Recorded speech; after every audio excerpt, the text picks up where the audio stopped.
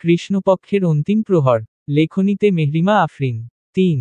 গলির মোড়ে একটা টং দোকান। সেখানে কাউন্টারের সামনে বানের প্যাকেট আর কেকের প্যাকেট ঝুলছিল। একটা কেতলি তখনও চুলায় বসানো। সেখানে টকবক করে লিকার ফুটছে। চারপাশ চা পাতার সুন্দর ঘ্রাণে ম করছে। দোকানের সামনে ৩টে বেঞ্চ পাতা। বেঞ্চগুলোর রং হালকা খয়েরি। অরুণিমা উৎসুক চোখে দোকানটা দেখে। একেবারে ছোট একটা দোকান। কাউন্টারের কাছে কতগুলো সিগারেটের প্যাকেট রাখা। ৩টা বেঞ্চের ২টা বেঞ্চ মানুষে ভর্তি। তারা কেউ কেউ চা খাচ্ছে, কেউ আবার সিগারেট ফুঁকছে। তার হাত তখনও অভির হাতের মুঠোয়। অভি দোকানের সামনে এসেই ডাকল, বদি জগলু কোথায়? বাড়িতে। বদি নামের লোকটা কেতলি থেকে চা ঢালতে ঢালতে এক পলক তার দিকে তাকায়। তারপর তাকায় তার পাশে থাকা ছিমছাম গড়নের মেয়েটির দিকে।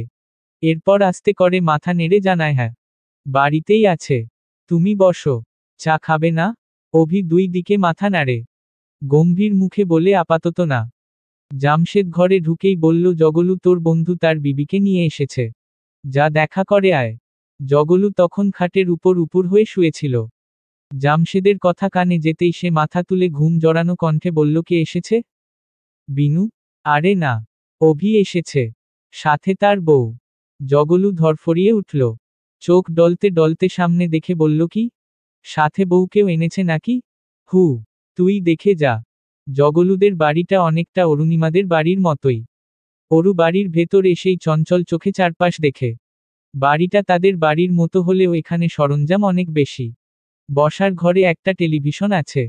সাথে একটা রেডিও আছে। সোফাগুলো অভিদের বাড়ির সোফার মতো দামি নয়, তবে খুব একটা খারাপও না। অরু চোখ ঘুরিয়ে চারপাশ দেখে। জগলু এলো মিনিট ২ পরে। অরুণিমা তাকে দেখতেই হোঁচট খেল। একেবারে পাতলা চিতলা শরীরের, লম্বা মতন দেখতে একজন মানুষ। অথচ তার নাম শুনে অরু আন্দাজ করেছিল সে দেখতে অনেকটা মাস্তানদের মতো হবে। অথচ তাকে দেখাচ্ছে একেবারেই সাধারণ। শ্যামরাঙা মুখ, গালভর্তি দাড়ি, ঠোঁটে সামান্য হাসি আর ভীষণ ভীষণ স্নেহের দৃষ্টি নিয়ে জগলু অরুণিমার সামনে এসে দাঁড়াল। অরুণিমা সেদিন তার সবচেয়ে কাছের বন্ধুর সান্নিধ্য পেল, অথচ বিষয়টা বুঝল সে আরও অনেকদিন পর। অভি তাকে সোফাতে বসিয়েই বাড়ির ভেতর যেতে যেতে বলল, সে এখন থেকে তোর বাড়িতে এসে টিভি দেখবে। জিজ্ঞেস কর তো সে কোন চ্যানেল দেখে। চালু করে দে। জগলু তার পেছনে পেছনে এসে বলল, এইটা তোর বউ? অভি তার ঘরে গেল। হাত পা ছড়িয়ে তার খাটে শুয়ে বলল, হু, এটাই। মেয়ে তো পরীর মতো সুন্দর। এই চেহারা নিয়ে অমন সুন্দর বউ পেলি কি করে? অভি ঘাড় মালিশ করতে করতে নির্বিকার হয়ে বলল, জানি না। জগলু বলল, তোদের বাড়িতে এত বড় টিভি থাকতে এখানে নিয়ে এলি কেন? অভি তেতে উঠল খানিকটা। বিক্ষিপ্ত মেজাজে বলল, আর বলিস না। বালের কথা। বলতে গেলেও মেজাজ খারাপ হয়। ওই বাড়িতে টিভি দেখতে গেলে রিজওয়ানার যত সমস্যা। তার মেয়ের সামনে পরীক্ষা। টিভি ছাড়লে নাকি তার মেয়ের পড়ার সমস্যা হয়। শালা যত্তসব ফালতু কথা। হৃদি কত পড়াশোনা করে বিশ্ব উদ্ধার করবে আমার জানা আছে। ভালো করে সিলেবাস জানে নাকি তাও সন্দেহ। কিন্তু সে অরুণিমাকে টিভি দেখতে দিবে না, এই হলো কথা। ওই মহিলা মানসিক বিকারগ্রস্ত। এটাই আসল কথা। অভি মাথার উপর বালিশ চাপা দিল। জগলু মাথা চুলকে বলল, ওই বাড়িতে টিভি দেখতে পায় না বলে তুই তাকে এখানে নিয়ে এসেছিস টিভি দেখানোর জন্য? হু, বাপরে, লক্ষণ তো সুবিধার না। জগলু কথাটা শেষ করে সাথে সাথে নিজেকে শুধরে নিল। মাথা নেড়ে বলল, না না, লক্ষণ আসলে সুবিধারই। কিন্তু তোর বাউন্ডুলে চালচলনের জন্য কিছুটা হুমকি স্বরূপ। অভির মাথার উপর থেকে বালিশ সরায়। তীক্ষ্ণ চোখে জগলুকে দেখে বলে, তোর মাথার এন্টেনা ঠিক আছে? কতদূর ভাবছিস তুই? ওই অরুণিমার প্রতি আমার কোনো মায়া দয়া অনুভূতি ভালোবাসা কিচ্ছু নেই। সামান্য অপরাধবোধ আছে। আমার একটা আচরণের জন্য রিজওয়ানা তার সাথে এমন করে। সেই অপরাধবোধ থেকেই আমি তার জন্য সহমর্মিতা দেখাই। ব্যাস এইটুকুই। জগলু মাথা নামিয়ে বিড়বিড় করে, এইটুকুই বা তুই কজনের জন্য করিস? সে আর কথা বাড়ালো না। চুপচাপ ঘর থেকে বেরিয়ে বসার ঘরে এলো। অরুণিমা তখন একটা সোফায় আড়ষ্ট হয়ে বসেছিল। জগলু সামনে আসাতেই সে জোরপূর্বক সামান্য হাসল। জগলু গিয়ে বসল তার মুখোমুখি অন্য একটা সোফায়। স্নেহাশিস কণ্ঠে জানতে চাইল, তোমার নাম কি মেয়ে? অরুণিমা চাপা স্বরে উত্তর দেয়, অরুণিমা। অরুণিমা রহমান। বাহ, কি সুন্দর নাম। অরুণিমা অর্থ কি? ভোরের আলো। আরে কি মিষ্টি অর্থ। নামটা আমার দারুণ পছন্দ হয়েছে। অরু হাসে। লোকটা মন্দ না। ভালোই। কণ্ঠস্বরে একটা নমনীয়তা আর আপন আপন ভাব আছে। কথা বলতে স্বাচ্ছন্দ্য হয়। জগলু বলল, তুমি কি টেলিভিশন দেখতে ভালোবাসো অরুণিমা? অরুণিমা সঙ্গে সঙ্গে মাথা তুলে উচ্ছ্বসিত কণ্ঠে জবাব দেয়, হ্যাঁ। অনেক বেশি। সিনেমা দেখতে ভালোবাসো? খুব। পছন্দের সিনেমা কি? মেয়েটা লাজুক হাসল। নখ খুঁটতে খুঁটতে বলল, দিল ওয়ালে দুলহানিয়া লে যায়েঙ্গে। জগলু নিজেও হাসল। রিমোট হাতে নিতে নিতে বলল, গুড চয়েজ। রোমান্টিক মুভি দেখা ভালো। যারা এসব দেখে তাদের মন খুব নরম হয়। কিন্তু ব্যাপার হলো, তোমার জীবনে রাজ কোথায়? অরুকে এবার কিছুটা আশাহত দেখালো। সে ঠোঁট উল্টে বলল, আমার জীবনে রাজ আসে নাই ভাইজান। তার বদলে আমরিশ পুরী চলে এসেছে। জগলু তার উত্তর শুনে উচ্চস্বরে হেসে ফেলল। পেটে হাত চেপে বলল, যা বললে ভালো কথা বলেছ। তবে তার সামনে বলো না আবার। অরুণিমা সতর্ক ভঙ্গিতে বলল, পাগল নাকি? এর সামনে এসব কথা আমি মুখেও তুলি না। জগলু কৌতূহলী হয়ে জানতে চায়, আমার বন্ধুকে তোমার কেমন লাগে অরুণিমা? অরুণিমা অন্যমনস্ক হয়ে ভাবল। শেষে গালের নিচে হাত রেখে বলল, আছে। ভালোই। কিন্তু খুবই রুক্ষ স্বভাবের। যখনই মনে হয় দুই দুইটা খুন করেছে তখনই আর ভালো লাগে না। জগলু বিরক্তিসূচক শব্দ করে। আহা, সেই কথা ভুলে যাও। ধরো যে সে কোনো খুনই করেনি। তারপর সেই চোখে কিছুদিন তাকে দেখবে। এরপর এরপর আমাকে জানাবে তাকে কেমন লাগে। অরু ঠোঁট উল্টে বাচ্চা বাচ্চা স্বরে বলল, আচ্ছা ঠিক আছে। এবার বলো কি দেখবে? সিনেমা নাকি ধারাবাহিক নাটক? একটা দিলেই হলো। আর তুমি আমায় চ্যানেলের নম্বর বলে দিও। নয়তো রোজ রোজ তোমাকে জিজ্ঞেস করতে হবে। জগলু বলল, তুমি রোজ রোজ এখানে আসতে চাও? অরুণিমা দুই পা তুলে আরাম করে সোফায় বসে খুবই আন্তরিক স্বরে বলে, হ্যাঁ। তোমার বাড়িটা খুব সুন্দর। আমাদের বাড়ির মতোই। আমার এখানে খুব ভালো লাগছে। এখন আমি বুঝতে পারছি হামাদ কেন নিজের বাড়ি ছেড়ে সারাক্ষণ এখানে পড়ে থাকে। নীলা, আপনি কি বোকা? আপনি কেমন করে ভাবছেন আমি ভুল ঠিকানায় চিঠি দিচ্ছি? দুইবার ভুল ঠিকানায় চিঠি দেওয়া কি সম্ভব? আমি জেনেবুঝেই নিরুপমা রহমানকে চিঠি দিচ্ছি। আচ্ছা, খোলাসা করে বলি। আপনার নাম নিরুপমা রহমান। আপনার মায়ের নাম মনোয়ারা বেগম। আপনার বাবার নাম সিদ্দিক রহমান। আর আপনার বোনের নাম অরুণিমা রহমান। এইবার বলুন, সব ঠিকঠাক হলো তো? আশা করি আপনি বুঝতে পারছেন আমি সজ্ঞানে আপনাকেই পত্র পাঠাচ্ছি। যাই হোক, নীলা নামের পেছনে একটা ছোটখাটো পটভূমি আছে।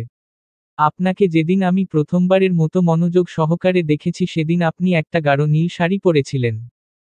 আপনার পরনে গাঢ় রঙের শাড়ি অনেকটা অমাবস্যার চাঁদের মতো খুব বেশি সৌভাগ্যবান হলে দেখতে পাওয়া যায়। কারণ নীলা সর্বদা সাদামাটা আর ছাইরাঙা শাড়ি পরতেই পছন্দ করে। এবং নীলার এই পছন্দ আমার ভীষণ রকমের অপছন্দ। আপনি কি জানেন ওই ছাই রঙে আপনাকে একদমই মানায় না? কেমন যে ফ্যাকাশে ফ্যাকাশে লাগে।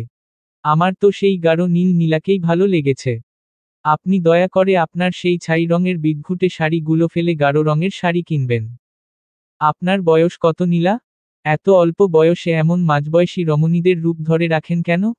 ব্যাপারটা আমার ভালো লাগে না নীলা। আপনি সম্ভব হলে দুটো কাজ করবেন। দৈনিক 5 মিনিট সময় করে হাসবেন। কড়া রঙের শাড়ি কিনে আলমারি ভর্তি করবেন। হাসি আর নীলা এ দুটোর সম্পর্ক সমানুপাতিক হতে হবে। নয়তো ব্যাপারটা জমবে না। ওহো হ্যাঁ, সাথে কয়েকটা কাঠগোলাপ সংগ্রহ করে মাথায় গুজতে পারে। আপনার বেনির ভাজে কাঠগোলাপকে মন্দ লাগে না। শুনুন নীলা, আমি কখনোই চাইনি আপনাকে চিঠি দিতে। বাধ্য হয়ে দিয়েছি। আপনি আমায় চিঠি দিবেন সেটাও আমি চাইনি। কিন্তু যেই আপনার চিঠি হাতে পেলাম অমনি আমার লোভ হলো। ইচ্ছে হলো রোজ রোজ আপনার কাছ থেকে চিঠি পেতে। আপনি নিয়ম করে আমায় চিঠি দিবেন নীলা। এই আর্মি ক্যাম্পের খড়খড়ে আর শুকনো জীবনে এই পত্রগুলো এক পশলা বৃষ্টির মতো মনে হয়। আপনি মন খুলে লিখবেন। আমার ঠিকানা জানতে হবে না। ডাকে চিঠি জমা দিবেন। অবশ্যই রাশেদের কাছে জমা দিবেন। সেটা কোনো না কোনোভাবে আমার কাছে পৌঁছে যাবে। যাই হোক, আজ আপাতত এইটুকি লিখছি। রাত বেড়েছে। কুয়াশা জমছে ঘাসের উপর। পুরো ক্যাম্প রুটিনমাফিক ঘুমে তলিয়ে আছে। এই বাধাধরা জীবনের জিঞ্জির ভেঙে আমি আপনাকে পত্র দিচ্ছি। তবে এখন ঘুমানো জরুরি। কারণ কাল আমাকে 7টা আনাড়ির প্রশিক্ষণের দায়িত্ব নিতে হবে। এরা নতুন নতুন জয়েন হয়েছে। না আছে বুদ্ধি, না আছে চিন্তাশক্তির প্রখরতা। এদের আপাতত আমার কাছে গর্দভই মনে হচ্ছে। ভালো থাকবেন। আশপাশের সবাইকে ভালো রাখবেন। শুকনো কাঠগোলাপের স্পর্শে আমায় মনে রাখবেন। ইতি। নাম জানানোর ইচ্ছে নেই। আপনি পারলে খুঁজে নিন। নিরুপমা চিঠি পড়া শেষ করল। আজ বিকেলে আবার তার জন্য চিঠি এসেছে। চিঠিটা পড়েই তার অদ্ভুত অনুভূতি হচ্ছে। সে বিরক্ত, সেই সাথে অনেক বেশি ভীত। মা এখনো বিষয়টা টের পায়নি। টের পেলে সেটা নীরুর জন্য ভালো হবে না। মা তাকে প্রচণ্ড বকুনি দিবে। নিরুপমা দোষ না করেও কথা শুনতে চায় না। কে তাকে এমন লাগাতার চিঠি পাঠাচ্ছে সে জানে না। তবে চিঠির কথা পড়ে মনে হলো সেনাবাহিনীর কেউ। নিরুপমার মাথায় আসে না তার মতো তুচ্ছ নগণ্য মেয়েকে কেউ কেন চিঠি পাঠাবে। নিরুপমা নেড়েচেড়ে চিঠিটা দেখে। তার ভয় লাগছে, শ্বাসপ্রশ্বাসের গতি অকারণেই বাড়ছে। মা যদি জানতে পারে তবে খুব রাগ করবে। কিন্তু নীরুর কোনো দোষ নেই। সে সত্যিই জানে এসব কেন হচ্ছে, কিভাবে হচ্ছে। দরজায় কেউ এসে দাঁড়াতেই সে তাড়াহুড়ো করে চিঠি লুকায়। তার ছটফটে রূপ দেখেই মনোয়ারা কপাল কুঁচকে শুধালেন, কি হলো নীরু? কি করছিস? নিরুপমা দুই দিকে মাথা নাড়ে। অপ্রস্তুত হয়ে বলে, কিছু হয়নি। এমনিতেই দাঁড়িয়েছিলাম। মনোয়ারা আর কথা বাড়ালেন না। ঘর থেকে বেরিয়ে যেতে যেতে বললেন, চুলায় সবজি বসানো। একটু পর পর গিয়ে দেখো। লেগে যেন না যায়। আমি তুতুনকে নিয়ে শ্যামলীদের বাড়ি যাচ্ছি। নিরুপমা উপর নিচ মাথা নাড়ল, বাধ্য মেয়েদের মতো বলল, জি মা। আমি দেখব। তুমি যাও। মনোয়ারা চলে গেলেন। নীরু হাঁফ ছেড়ে বাঁচল। সদর দরজা বন্ধ করেই সবার প্রথমে রান্নাঘরের দিকে ছুটল। সবার আগে চুলার আঁচ কমালো। তারপর সরা দিয়ে ঢেকে পুনরায় তার ঘরের দিকে ছুটল। ছুটতে গিয়েই টের পেল এত চাঞ্চল্যে তার মাঝে অনেকদিন পর দেখা যাচ্ছে। বহুদিন সে এমন ছুটোছুটি করেনি। নিরুপমা নিঃশ্বাস বন্ধ করে পুরোটা চিঠি আবার পড়ল। একবার, দুইবার, তিনবার, অনেকবার। শেষে ধপ করে চেয়ারে বসে বল পয়েন্টের ক্যাপ খুলল। জনাব, শুরুতেই আমার সালাম নিবেন। আর্মি ক্যাম্পের পরিবেশ সম্পর্কে আমার কোনো ধারণা নেই। তবে আশা করছি বহাল তবিয়তেই চিঠিখানা পড়ছেন। আপনার পত্রে আপনি জানিয়েছেন আপনি আমার সম্পর্কে সবটা জানেন। আমি তার বিরোধিতা করছি না। আপনি সবটাই ঠিক ঠিক বলেছেন। কিন্তু একটি বিষয় আপনি লিখেননি। আমার ধারণা সেই বিষয়টি আপনি জানেন না। জানেন না বলেই আমার মতো তুচ্ছ আর অপামেয়ে মানুষকে চিঠি দিচ্ছেন। জানলে অবশ্যই দিতেন না। যাক গে, কথা লুকানোর অভ্যাস আমার নেই। আমি কথা লুকাতে চাই না। আপনি চিঠিতে আমার মা, বাবা, বোন সবার নাম লিখেছেন। অথচ ছেলের নাম লিখেননি।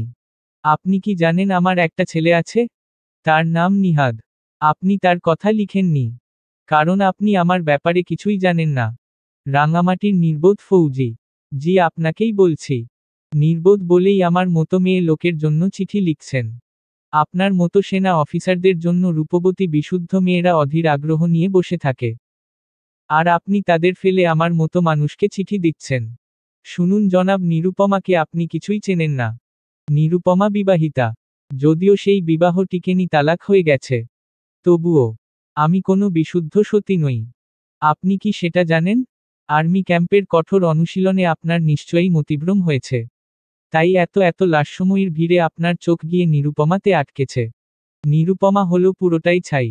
সে কেমন করে অন্য রঙের জামা পরবে? আমি অনেক আগেই জলে গেছি সাহেব। সুতরাং এই কয়লার মতো ময়লা শরীর নিয়ে আমি এত সুন্দর রঙের শাড়ি পরতে পারি না। আমার জন্য ছাই রঙই যথার্থ। আপনার পরিচয় কি আমি জানি না। অনুমানও করতে পারছি না। কারণ পুরুষ মানুষদের নিয়ে আমি কখনোই কৌতূহল দেখাই না। আশা করি আমার সবটা জানার পর আপনি আর কখনোই আমাকে চিঠি দিবেন না। তবে তাও যদি দেন তবে দয়া করে নিজের একটা নাম বলে দিবেন। আসল নাম বলতে ইচ্ছে না হলে ছদ্মনাম বলে দিয়েন। এমন সম্বোধনবিহীন চিঠি লিখতে আমার ভীষণ সমস্যা হচ্ছে। নিরুপমার তরফ থেকে শুভেচ্ছা আর সালাম নিবেন। আপনার দেওয়া নীলা নামটা আমার পছন্দ হয়নি। যার পুরো জীবনটাই আবর্জনার ভাগার তাকে নীলা বললে নীলা শব্দের অপমান হয়। আপনি বরং আমায় ধুলা বলেই ডাকুন। আমার জন্য সেটাই ঠিক আছে। ইতি। নিরুপমা রহমান। বাড়ি নং 701 ক, সমতটলে, ঢাকা। হাতে থাকা রাইফেলটা মাটিতে ফেলে সাদাফ হাঁটু গেড়ে বসে গেল। তার বুক ধড়ফড় করছে। শ্বাস উঠে যাচ্ছে বারবার। এত্ত ভারী রাইফেল সে মাটিতে বসেই টেনে টেনে শ্বাস নেয়। বুট জুতা পরিহিত এক জোড়া পা ঠক ঠক শব্দে তার সামনে এসে দাঁড়ালো। সাদাফ আর মাথা তুলে চাইল না। সে এই পা জোড়ার মালিককে চেনে। একটা দীর্ঘশ্বাস ছেড়ে সে মনে মনে কিছু করা কথা শোনার প্রস্তুতি নেয়। এহতেশাম সামান্য ঝুঁকল। তার দৃষ্টি তুখোর একেবারে স্থির। সাদাফের কিছুটা নিকটে এসেই সে গাঢ় স্বরে বলল, আরও 2 রাউন্ড ফায়ারিং করার কথা ছিল Sadaf. Why did you throw the rifle to the ground? Sadaf শ্বাস টেনে বলল, সরি স্যার। তোমার সরি শুনে আমি কি করব? যাও আবার শুরু থেকে শুরু করো। সাদাফ অবিশ্বাস্য চোখে সামনে তাকায়। অথচ মুখ ফুটে কিছু বলার সাহস পায় না। স্যার কি আদৌ কোনো মানুষ? এত পাষাণ মানুষ হয়? 10 রাউন্ড ফায়ারিংয়ে তার বাকি ছিল মাত্র 2 রাউন্ড। পারেনি বলে আবার শুরু থেকে শুরু করবে? সে হাঁপাতে হাঁপাতে বলল, স্যার, কাইন্ডলি। সাদাফ, এটা কোনো হকার মার্কেট না। আমি তোমার সাথে দরদাম করছি না। Take your position and do this from the beginning. এক বুক দীর্ঘশ্বাস ছেড়ে সাদাফ রাইফেলে হাত দেয়। হৃদস্পন্দন এখন কিছুটা নিয়ন্ত্রণে। সে সোজা হয়ে দাঁড়ায়। ঠান্ডা স্বরে বলে, জি sir. Sorry for the disturbance. Ehtesham আর কথা বাড়ায় না। চুপচাপ হেঁটে তাঁবুর কাছে এগিয়ে যায়। এখন সময় বিকাল 3:04। পাহাড় চূড়া থেকে বিকেলের দৃশ্য দুর্দান্ত দেখায়। এহতেশাম যেতে যেতে সেই দৃশ্য দেখে। মেঘেরা এসে চূড়ার কাছে ভিড় জমাচ্ছে। টকটকে লাল সূর্য অস্ত যাওয়ার পথে সেই অপার্থিব সৌন্দর্যে আর্মি ক্যাম্প ঢাকা পড়েছে। যেই আর্মি ক্যাম্পের অবস্থান সাধারণ জনগণের জানা নেই। ফৌজিরা সেখানে ব্যস্ত থাকে কঠোর অনুশীলনে। এহতেশাম একটা দীর্ঘশ্বাস ছেড়ে সামনে এগিয়ে যায়। আনগ্রেটফুল সিভিলিয়ান্স, এরা কখনো তাদের আত্মত্যাগ বুঝতে পারবে না। কখনোই না। জগলুদের বাড়িতে অরুণিমার দিন কাটল বেশ ভালো। একটা মুভি শেষ হতেই অরুণিমা হাসিমুখে বলল, বিয়ের পর আমার সবচেয়ে ভালো দিন গিয়েছে আজ। জগলু গ্লাসে পানি ঢালতে ঢালতে জানতে চায়, তাই? তবে তো আমাদের সৌভাগ্য। বড় বাড়ির বড় বউ আমাদের বাড়ির প্রশংসা করেছে। এটা কি চারটিখানি কথা? অরু খিলখিল করে হাসে। মাথা নেড়ে বলে, বারে, আর বড় বাড়ির বড় ছেলে যে রোজ তোমাদের বাড়ি পড়ে থাকে তখন? সে তো পাগল। তার কথা ছাড়ো। অরু পানি খেতে খেতে চারপাশ দেখে। জগলুর বাড়িতে সদস্য সংখ্যা মোট 4 জন। জগলু, তার মা, তার ভাই জামশেদ আর সবশেষে জামশেদের স্ত্রী ফারহানা। অরুণিমার তাদের বেশ লেগেছে। তারা ভীষণ মিশুক প্রকৃতির মানুষ। কিছু মানুষ থাকে যাদের মুখ দেখলেই আমাদের আপন আপন অনুভব হয়। জগলুদের বাড়ির লোকজন তেমনই মানুষ। অরুণিমা সেদিন 2টা সিনেমা দেখে শেষ করল। আর অভি দরজা বন্ধ করে আরামের ঘুম দিল। কিছুদিন বাদেই শীতের মৌসুম শুরু হবে। জানালা দিয়ে সুরসুর করে ঠান্ডা বাতাস ছুটে এসে তারই আগমনী বার্তা দিয়ে যাচ্ছে। অরুণিমা গায়ে থাকা ওড়নাটা শালের মতো পেঁচিয়ে জগলুদের খাবার ঘরে যায়। ফারহানা তাকে দেখতেই মিষ্টি করে হাসল। তার হাতে একটা ছুরি। সে ফালি ফালি করে আপেল আর আনারস কাটছিল। অরুণিমা চেয়ার টানতে টানতে, সুধায়, এত সব কার জন্য? ফারহানার ঠোঁট জুড়ে অমায়িক হাসির ছটা। ফল কাটার মাঝেই সে মুখ তুলে বলল, আর কার জন্য? শিকদার বাড়ির বড় বউয়ের জন্য। অরুণিমা খানিকটা বিরক্ত হয়, সেই সাথে কিছুটা লজ্জাও পায়। বারবার শিকদার বাড়ির নাম তুলে পরিচয় দিও না তো। ভালো লাগে না। সে কি এত বড় বাড়ির বউ হয়েছ? এটা বুঝি লজ্জার কথা? অরুণিমা চঞ্চল হয়ে বলল, তুমি জানো তারা কত অদ্ভুত ধরনের মানুষ? ফারহানা বিনিময়ে কেবল হাসল। অরুণিমা খেয়াল করল মেয়েটার মুখটা ভারী মিষ্টি। একটা স্নিগ্ধ ভাব সবসময়ই তার মুখে লেগে আছে। সে যখন হাসে তখন তাকে চমৎকার দেখায়। এই সূক্ষ্ম হাসি ছাড়া ফারহানা অসম্পূর্ণ।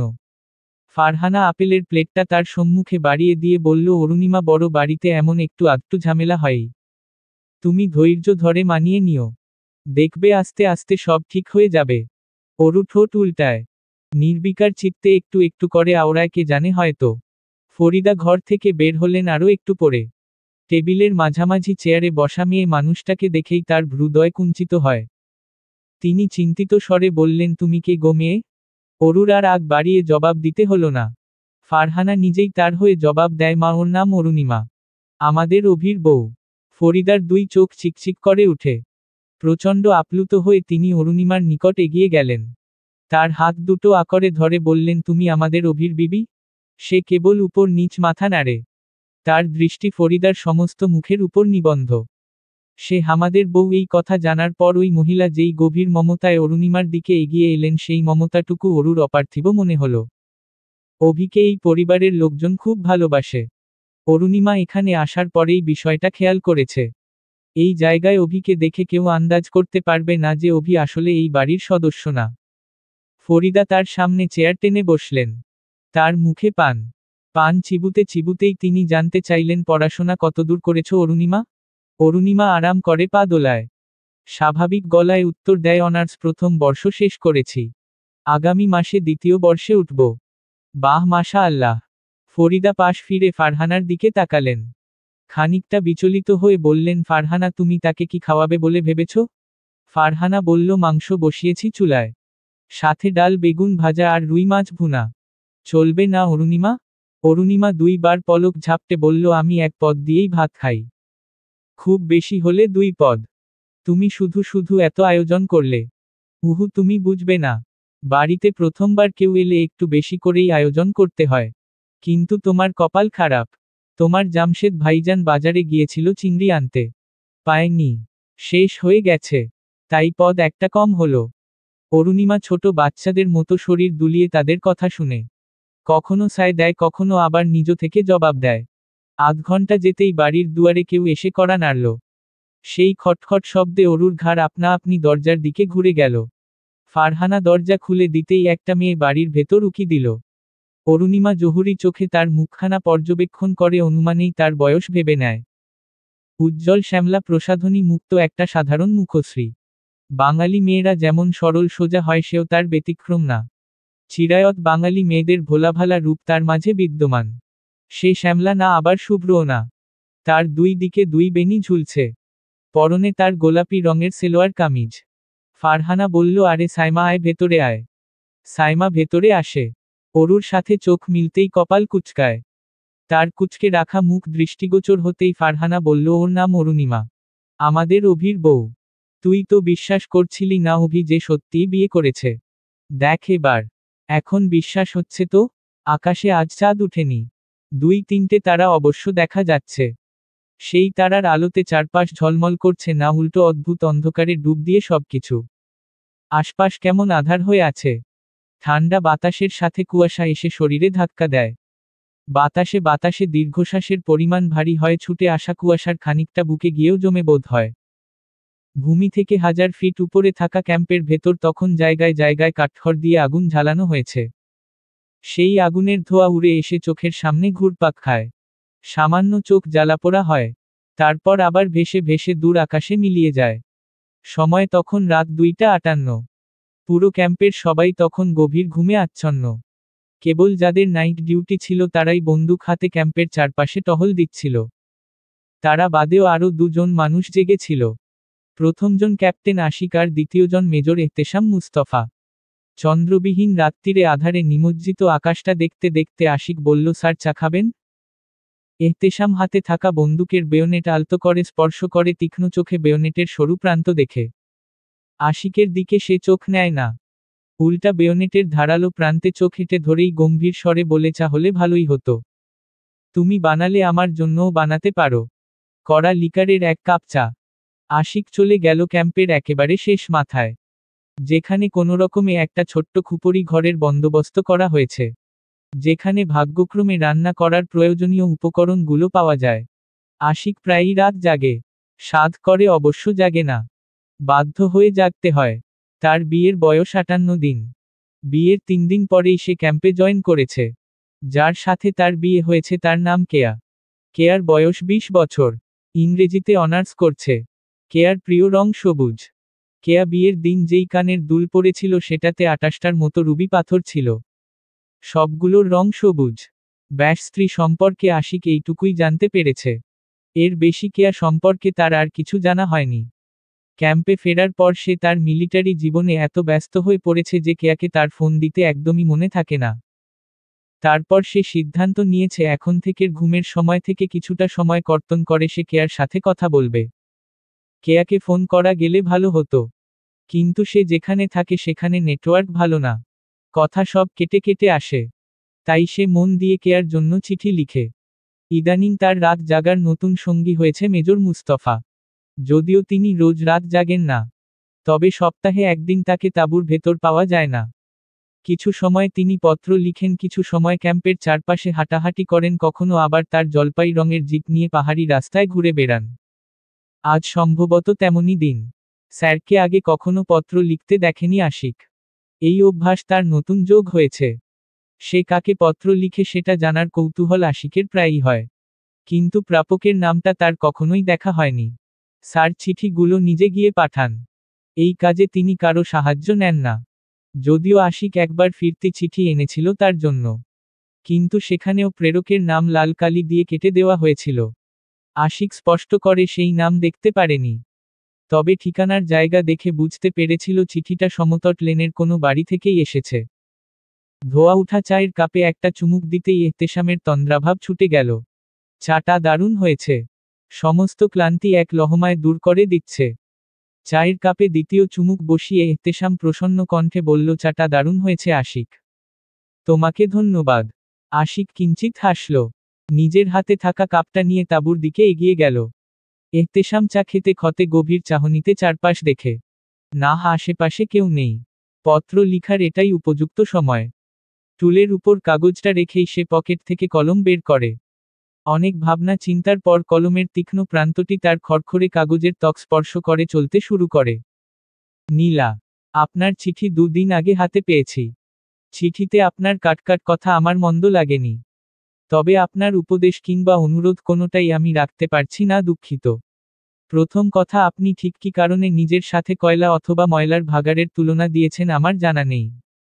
কারণ আমার কোনো দিক থেকেই আপনাকে সেরকম কিছু মনে হয়নি। আপনি নিজেও জানেন আপনার গায়ের রং অতিমাত্রায় শুভ্র। তাহলে কয়লা শব্দটা আপনার নামের সাথে যুক্ত হলো কেমন করে?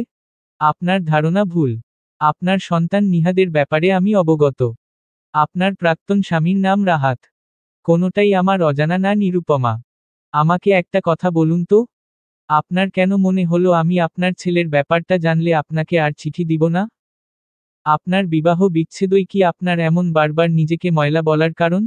যদি এমনটা হয় তবে বলবো আপনি ভীষণ ভুল করছেন নীলা। আপনি নিজেকে হেয় করে অন্যদের চোখে নিজের অবস্থান খুব নিচুতে নামিয়ে আনছেন। আপনার চিঠির ভাবার্থ অনেকটা এমনই দাঁড়ায় যে আপনি বিবাহিতা, আপনার সন্তান আছে।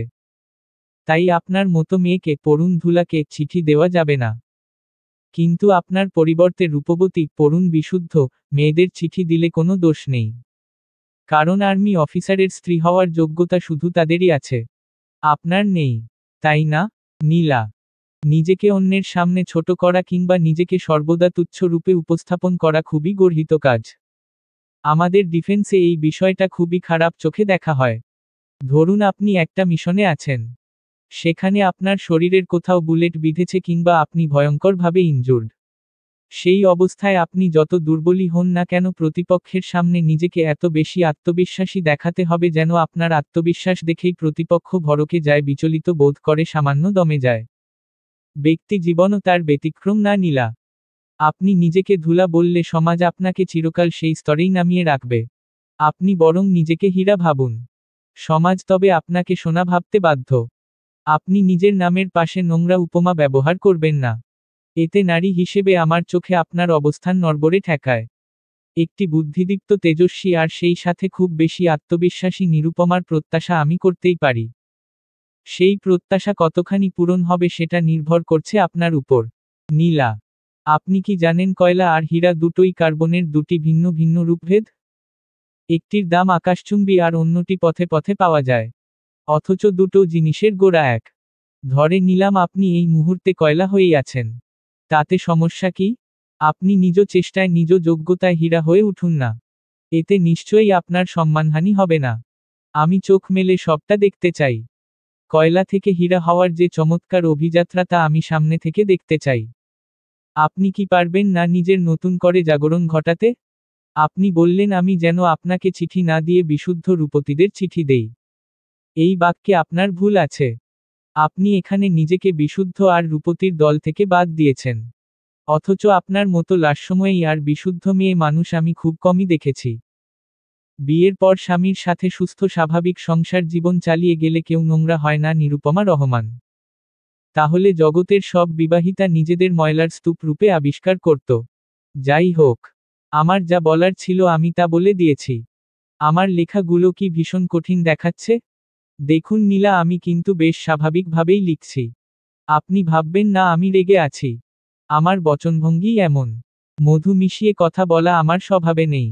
যাই হোক, আপনি ভালো থাকবেন। নিহাদকে আমার ভালোবাসা জানাবেন। আর হাসি খুশি হয়ে ফিরতি চিঠি লিখবেন। আমার একটি আধ্যাত্মিক ক্ষমতা আছে। আপনি কেমন মুখ করে চিঠি লিখেন সেটা আমি আপনার চিঠি পড়ার সময়ই বুঝে যাই। আগের চিঠির লেখাগুলো কঠিন হলেও লিখার সময় যে আপনার মুখে এক টুকরো হাসি লেগেছিল সেটা আমি জানি। সুতরাং এবার মুখের হাসির সাথে মিলিয়ে তারপর মনের কথা লিখবেন। আমার নাম না জানানোর পেছনে বিশেষ কোনো কারণ নেই। জানাতে ইচ্ছে হয়নি তাই জানাইনি। যাই হোক, আমার নাম মুস্তাফা। পরবর্তী চিঠিতে মুস্তাফা বলেই সম্বোধন করবেন। আরেকটি বিষয়, আমি আপনার চেয়ে 10 বছর 2 মাস বড়। সুতরাং কিভাবে সম্বোধন করলে ভালো হয় সেটা আপনিই ভালো বুঝবেন। আল্লাহ হাফেজ। আপনার দিন সুন্দর কাটুক। ইতি, মেজর মুস্তাফা। সাইমা মেয়েটার মুখের হাসি অরুণিমার পরিচয় জানামাত্র কেমন হাওয়ায় মিলিয়ে গেল। তার এই পরিবর্তন অরুণিমার চোখ এড়াল না। অরুণিমা দেখল মেয়েটা হঠাৎই কেমন থম মেরে গেছে। তার চোখের দীপ্তি ফুরিয়ে সেখানে এসে জমাট বেঁধেছে একরাশ হতাশা। সাইমা এগিয়ে আসে। কাপা স্বরে জানতে চায়, তুমি অভি ভাইয়ের নিকাহ করা বিবি? অরুণিমা উপরনীচ মাথা নাড়ে। প্লেটে থাকা আপেলের টুকরোগুলোর একটি নিজের মুখে পুরে চিবুতে চিবুতে উত্তর দেয়, হ্যাঁ, আমিই তোমার অভি ভাইয়ের নিকাহ করা বিবি। চিনচিন যন্ত্রণাটা সাইমার বুক ছুঁয়ে গেল। হৃদপিণ্ডটা মনে হলো অ্যাসিডের দহনে ঝলসে গেছে। একটা সূক্ষ্ম যন্ত্রণা প্রকট থেকে প্রকটর হলো, তারপর ছড়িয়ে পড়ল সর্বাঙ্গে সমস্ত শরীরে। সেই যন্ত্রণা একটা হিংস্র সাপদের মতো সাইমাকে গ্রাস করল। তারই ফলস্বরূপ তার 2 চোখ ভিজে উঠল। সে দ্রুত পেছনে ফিরল। কেউ যেন দেখতে না পায় তেমন করেই চোখ মুছল। তারপর ফারহানার দিকে ফিরে বলল, অভি ভাই কোথায়? ঘুমুচ্ছে? হ্যাঁ। কখন এলো? আরও অনেক আগে। ভাত খাবে না? খাবে তো। ফারহানা বলল, অরুণিমা, যাও তোমার বরকে ডেকে নিয়ে এসো। অরুণিমা ভয় পেল। 2 দিকে হাত নেড়ে আতঙ্কিত হয়ে বলল, বাপরে, আমি যাব? যদি রেগে যায়? রেগে গিয়ে যদি আমায় কিছু করে? তখন? আমার যেতে ভয় করে।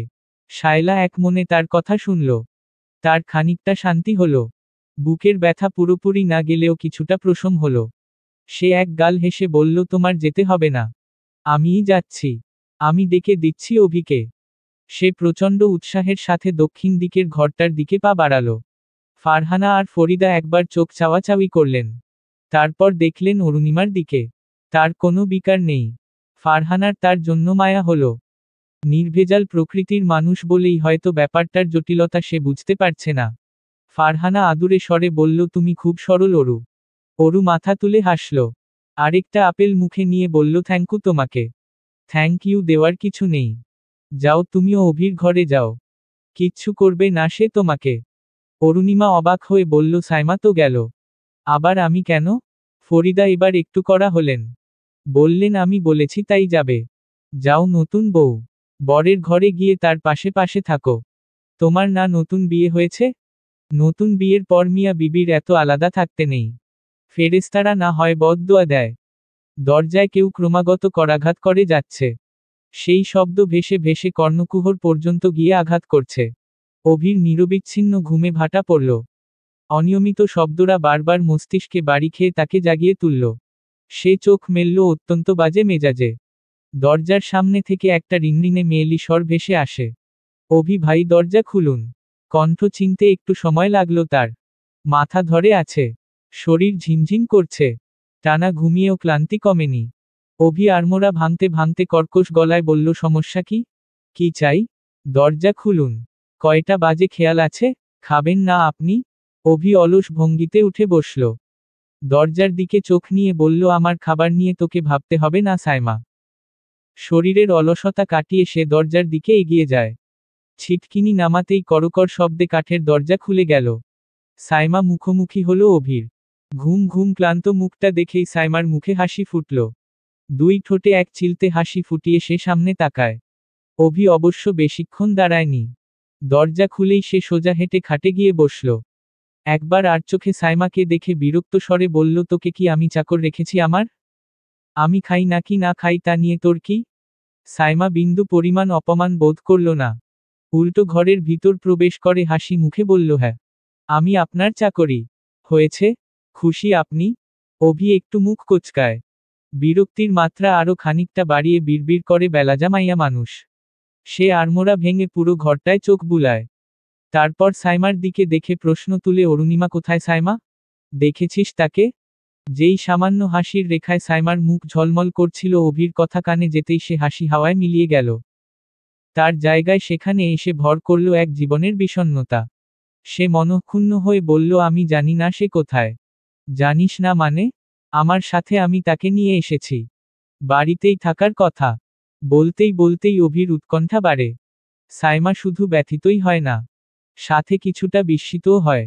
অভি কোনো মেয়ের জন্য ব্যাকুলতা দেখাতে পারে সেটা তার কল্পনাতীত। এ যাবৎকালে সে কখনো কোনো মেয়ের দিকে ফিরেও তাকায়নি। এই যে সাইমা তার জন্য আগে কত সেজেগুজে আসত, সে তো ফিরেও দেখত না। আর তার মতো লোক কি না একজনকে বিয়ে করতে গিয়ে অন্যজনকে পছন্দ করে নিল? সাইমা কেমন করে এই দুঃখ সইবে? অরুণিমা ততক্ষণে ছোট ছোট পায়ে দরজার সামনে এসে দাঁড়িয়েছে। অভি তাকে দেখামাত্রই উঁচু কণ্ঠে ডাকল, অরুণিমা, এই শোনো। তুমি কোথায় ছিলে এতক্ষণ? অরুণিমা তাজ্জব হল। ভ্রু কুঁচকে বলল, কোথায় ছিলাম মানে? এখানেই তো ছিলাম। প্রথমে ছিলাম বসার ঘরে, তারপর খাওয়ার ঘরে। সাইমা যে বলল তার সাথে তোমার দেখা হয়নি। অরু আরেক দফা বিস্মিত হয়। বড় বড় চোখে সাইমার দিকে দৃষ্টি নিক্ষেপ করে বলল, সে কি তোমার সাথে না আমার কথা হলো সাইমা? অভি দুইজনকেই এক নজর দেখে। সাইমা তখন জড় পদার্থের মতো স্থির হয়ে দাঁড়িয়েছিল। অক্ষিকোটরে সামান্য পানি জমেছে, তার ভেতরটা দাউ দাউ করে পুড়ছে। অভি তার মলিন মুখটা দেখেও না দেখার ভান করে। কেবল জলদগম্ভীর স্বরে বলে উঠে, এত মিথ্যা বলিস কেন সাইমা? বিরক্ত লাগে আমার। অরুণিমা তখনও দরজার চৌকাঠে দাঁড়ানো, এক হাত অন্য হাতের মুঠোয় বন্দি। অভি তার দিকে ঘাড় ঘুরিয়ে যথেষ্ট শান্ত স্বরে ডাকল, অরুণিমা, এখানে এসো। অরু গুটি গুটি পায়ে ভেতরে এলো। অভির থেকে এক হাত দূরত্ব বজায় রেখে তার মুখোমুখি বসল। অভি পালঙ্কে পিঠ এলিয়ে বসল। একটা হাত হাঁটুর উপর রেখে জানতে চাইল, এতক্ষণ কি করেছ? অরুণিমার মুখে হাসি ফুটল। সে অতিমাত্রায় চঞ্চল হয়ে উত্তর দিল, দুটো মুভি দেখেছি। তারপর ফারহানা ভাবির সাথে কথা বলেছি। তুমি যে কেন রোজ রোজ নিজের বাড়ি ছেড়ে এই বাড়িতে পড়ে থাকো সেটা আমি ভালোই বুঝতে পারছি। অভি সামান্য হাসল। যতখানি হাসলে দুই ঠোঁট অবস্থানচ্যুত হয় না ঠিক অতখানি। অরুণিমা বোকা বোকা চোখে তার দিকে তাকায়। অভি হঠাৎ একটা অদ্ভুত কাজ করল। অরুণিমার কপালের কাছে পড়ে থাকা এক ফালি চুল তার কানের পেছনে গুজে দিয়ে বলল, চুলগুলো এমন এলোমেলো করে রাখো কেন? কেমন পাগল পাগল দেখায়। অরু নিজেও দ্রুত মুখের সামনে থেকে চুল সরায়। খাটের বাইরে দুই পা ঝুলিয়ে নরম গলায় বলে, তুমিই তো টানতে টানতে এখানে নিয়ে এলে। চুল ঠিক করার সময় পেলাম কোথায়? অভি শান্ত হয়ে তার মুখশ্রী দেখে। তারপর দেখে সাইমাকে, যে ইতোমধ্যেই পেছাতে পেছাতে দেয়াল পর্যন্ত গিয়ে থেমেছে। তার চোখে মুখে বেদনার ছাপ স্পষ্ট। এই বেদনা হামাদ শিকদারের হৃদয় প্রশান্তির মতো কাজ করে। হামাদ চোখের ভাষা বুঝে। হামাদ মন পড়তে জানে, আবার সেই মন ভাঙতেও জানে। সেদিন সে অরুণিমার সাথে মাত্রাতিরিক্ত ভালো আচরণ করল। ইশারা ইঙ্গিতে বুঝিয়ে দিতে চাইল অরুর সাথে তার দাম্পত্য জীবন বেশ কাটছে। অথচ তখনও তারা নিজেদের বিবাহিত জীবনে ঠিকমতো পদার্পণের সুযোগও পায়নি। সাইমা সেদিন আর ভাত খেতে পারেনি। খাবার ঘরের টেবিলে অভি ভাই আর তার নিকাহ করা নতুন বউ বসেছিল। অভি ভাই খাওয়ার ফাঁকে ফাঁকেই তার সাথে কথা বলছিল। এই দৃশ্য সাইমার ভেতরটা ছাড়খাড় করে দিল। যদি সংসার বাঁধতেই হতো তবে সাইমার সাথে কেন বাঁধল না? ওই মেয়েটার গায়ের রং উজ্জ্বল। সেই ধবধবে সাদা রং দেখেই সাইমার সমস্ত শরীর জ্বলে উঠে। সব ছেলেই ঘুরে ফিরে এক। তারা সবাই রূপের পাগল। ভেতরের ভালোবাসাটা কেউ আর দেখে না। যদি দেখত তবে অভি ভাই কোনোদিন সাইমাকে ফেলে ওই মেয়েকে বিয়ে করত না। সাইমার দুই চোখ ক্রমশ ঝাপসা হয়। অভি ভাই চিরকাল তাকে অবহেলা করে আসছে। অথচ সাইমার মতো যত্ন তাকে কেউ করেনি। সেদিনের পর 2 দিন অরু আর বাড়ি থেকে বের হয়নি। নীরু আপার সাথে কয়েক দফা ফোনে কথা হয়েছিল। আপা তাকে বাড়ি আসতে বলেছে। অথচ অরুণিমা কোনো মন মতো ছুতো বানাতে পারছে না। 2 দিন পর এক সকালে অভি যখন বাইরে যাওয়ার প্রস্তুতি নিচ্ছিল, অরুণিমা তখন তার পেছনে পেছনে এসে দাঁড়ালো। অভি আয়নায় তার বিষণ্ণ মুখের প্রতিবিম্ব দেখে ভ্রু কুঁচকে বলে, কি সমস্যা? কি চাই? অরু আমতা আমতা করে বলল, হামাদ তুমি কি আজ আমাকে জগলুদের বাড়ি নিয়ে যাবে? আমার খুব যেতে ইচ্ছে করছে। অভি পেছনে ফিরল। তার মুখে বিরক্তি, কপালে ভাঁজ ফেলেই সে বলল, সেদিনই তো গেলে। 2টা দিন মাত্র গেল, আর কয়েকদিন পর আবার যেও। অরুণিমা জেদ ধরে। 2 দিকে মাথা নেড়ে বলে, না না, আজই নিয়ে যাও। কয়দিন পর আমার ক্লাস শুরু হলে আর কোথাও যেতে পারবো না। অভির মেজাজ গরম হলো। সেই চটে যাওয়া মেজাজের প্রতিচ্ছবি তার মুখে ফুটে উঠল। সে সামনে যেতে যেতে তিরিক্ষি স্বরে বলল, পারবো না নিয়ে যেতে। তুমি প্রচণ্ড জ্বালাতন করো আমায়। কিহহ আমি জ্বালাতন করি? হু। অরুণিমা কোমরে হাত রেখে শুধায়, কেন? কি করি আমি? অভি গোমরা মুখে বলল, ঘুমের ভেতর তুমি খুব নড়াচড়া করো। বিরক্ত লাগে আমার। অরুর চোয়াল ঝুলে গেল। হামাদের কথা তার বিশ্বাস হয়নি। সে চোখ সরু করে বলল, আমি নাড়াচাড়া করি? খুব। তুমি মিথ্যে বলছো। তোমার সাথে মিথ্যে বলে আমার লাভ? অরুণিমা চুপ হয়ে যায়। অভি দেখল তার মন খারাপ হয়েছে। পকেটে হাত দিয়ে বাইকের চাবির উপস্থিতি নিশ্চিত হতেই সে বাড়ি থেকে বের হতে হতে বলল, নিচে গিয়ে দাঁড়াচ্ছি। 2 মিনিটে নেমে এসো। এর বেশি দেরি করলে ফেলে রেখে চলে যাব। মুহূর্তেই বিদ্যুতের ঝলকানির মতো অরুণিমার চোখ মুখ উজ্জ্বল হয়ে উঠল। খুশির আবির ছড়িয়ে পড়ল সমস্ত গাত্রে। হামাদ তাকে সত্যিই তার সাথে নিবে? বাড়ি থেকে বের হওয়ার খুশিতে তার 2 চোখ চকচক করে উঠে, আনন্দে নেচে উঠে মন। সে গায়ে থাকা ওড়নাটা মাথায় চাপিয়ে ঘর থেকে বের হওয়ার জন্য দৌড় লাগায়। যেতে যেতে খাটের পায়ে হোঁচট খেয়ে তার গতিরোধ হয়। তারপর উঠে দাঁড়িয়ে সে পুনরায় দরজার দিকে ছুট লাগায়। তার এত আনন্দ হচ্ছে, শিকদার বাড়ি থেকে বের হতে পারাই তার আনন্দের মূল কারণ। জগলু বসেছিল বাড়ির বসার ঘরে। তার হাতে দৈনিক ইত্তেফাকের সংবাদপত্র। সে অবশ্য এই মুহূর্তে সেটি পড়ছে না। এই মুহূর্তে তার দৃষ্টি সামনের দিকে। সেখানে একটি মেয়ে সোফার উপর 2 পা তুলে বসে আছে। জগলু দেখল তার মুখে একটা সুন্দর হাসি লেপ্টে আছে। বাড়ি আসার পরেই সে স্টার প্লাস নামের ভারতীয় চ্যানেল খুলে বসেছে। জগলু তার মনোযোগ আকর্ষণ করার জন্য তার সামনে হাত নাড়ল। অরুণিমা টিভির স্ক্রিন থেকে চোখ সরিয়ে তার দিকে তাকায়। জগলু বলল, ম্যাডাম অরুণিমা, আপনার কি 2 মিনিট আমার সাথে কথা বলার সময় হবে? অরুণিমা শব্দ করে হাসল। মাথার 2 পাশে ঝুলানো 2 বেনিতে হাত রেখে বলল, অবশ্যই। বলো কি বলবে? জগলুকে এই পরারে খানিকটা ভাবুক আর গম্ভীর দেখায়। সে এক জায়গায় স্থির হয়ে ভারী স্বরে বলল, অভির যদি আরেক জায়গায় বিয়ে হয়ে যায় তবে তোমার কেমন লাগবে বলো তো? অরু বিষম খায়। ফ্যালফ্যাল চোখে চেয়ে থাকে জগলুর মুখের দিকে। জগলুর কথা সে শুনেছে, তবে অর্থটা পরিষ্কার না। সে অবাক দৃষ্টিতেই প্রশ্ন করে, আরেক জায়গায় বিয়ে করবে মানে? উহু। প্রশ্নের উত্তরে প্রশ্ন করবে না। যেটা জানতে চেয়েছি সেটা বলো। অরু মুখ কুঁচকে বলল, অনেক কষ্ট লাগবে। কোন মেয়ে চায় তার বর আরেকটা বিয়ে করুক? আমি তো চাই না বাপু। তা সে খুনি হোক আর যাই হোক, বর শুধু আমারই হোক। জগলু নিজেও শব্দ করে হাসল। মাথা চুলকে সহজ গলায় বলল, নিজের জিনিসকে নিজের করে রাখার জন্য যত্নশীল হতে হয় অরুণিমা। আমার বিচার তুমি এই সম্পর্কে যত্নশীল না। উপরন্তু আমার বন্ধু এত বেশি উদাসীন স্বভাবের হওয়া সত্ত্বেও তোমার ব্যাপারে যথেষ্ট যত্নশীল। সে আজও তোমার খাওয়ার খোঁজ নিয়েছে, অথচ তুমি তার কোনো খোঁজ নাওনি। বিষয়টা আমার চোখে লেগেছে। অরু মুখের উপর হাত চাপে। তার মন খারাপ হয়েছে হুট করে। জগলুর কথায় সে কষ্ট পেয়েছে। জগলুর উপর রাগ হয়নি, নিজের উপরই হয়েছে। সে ভেঙে পড়া কণ্ঠে বলল, আমি কি অভির সাথে খুব খারাপ আচরণ করি? তা করো না। তবে তার প্রতি মাও তো দেখাও না। মায়া দেখাবো কি করে? তাকে দেখে তোমার মায়া লাগে? জগলু সোফায় পিঠ হেলান দিয়ে বলল, অভি বাদে আমার আর কারো জন্যই মায়া হয় না। তুমি যদি ভালোবেসে অভিকে 10 দাও তবে অভি তোমায় সহস্র দিয়ে সেটা ফিরিয়ে দিবে। এ কথাটা সবসময় মনে রেখো। অরু মাথা নামিয়ে নিল। বিড়বিড় করে কেবল বলল, আচ্ছা। জগলু একটা গভীর শ্বাস ছেড়ে মেঝের দিকে চোখ নামিয়ে বলল, শোনো অরুণিমা, মানুষের চোখের ভাষা বুঝতে পারা একটা বড় গুণ। কে কাকে কেমন চোখে দেখছে সেটা তোমার বোঝা উচিত। তুমি চাও তোমার বর তোমার থাকুক, অথচ তুমি তাকে সময় দিবে না, তার গোপন কষ্টগুলো জানার চেষ্টা করবে না, তবে কেমন করে তুমি তার কাছের মানুষ হবে বলো তো? তোমাকে অবশ্যই নিজের এমন একটা জায়গা তৈরি করে নিতে হবে যেই জায়গায় অভি তোমাকে বাদে আর কাউকেই স্থান দিতে পারবে না। তাই না অরু? অরুণিমা গালের নিচে হাত দিয়ে গভীর মনোযোগে তার কথা শুনে। সে থামতেই করুণ সুরে বলে, তার মানে এতদিন আমি খুব বাজে বউয়ের মতো কাজ করেছি জগলু?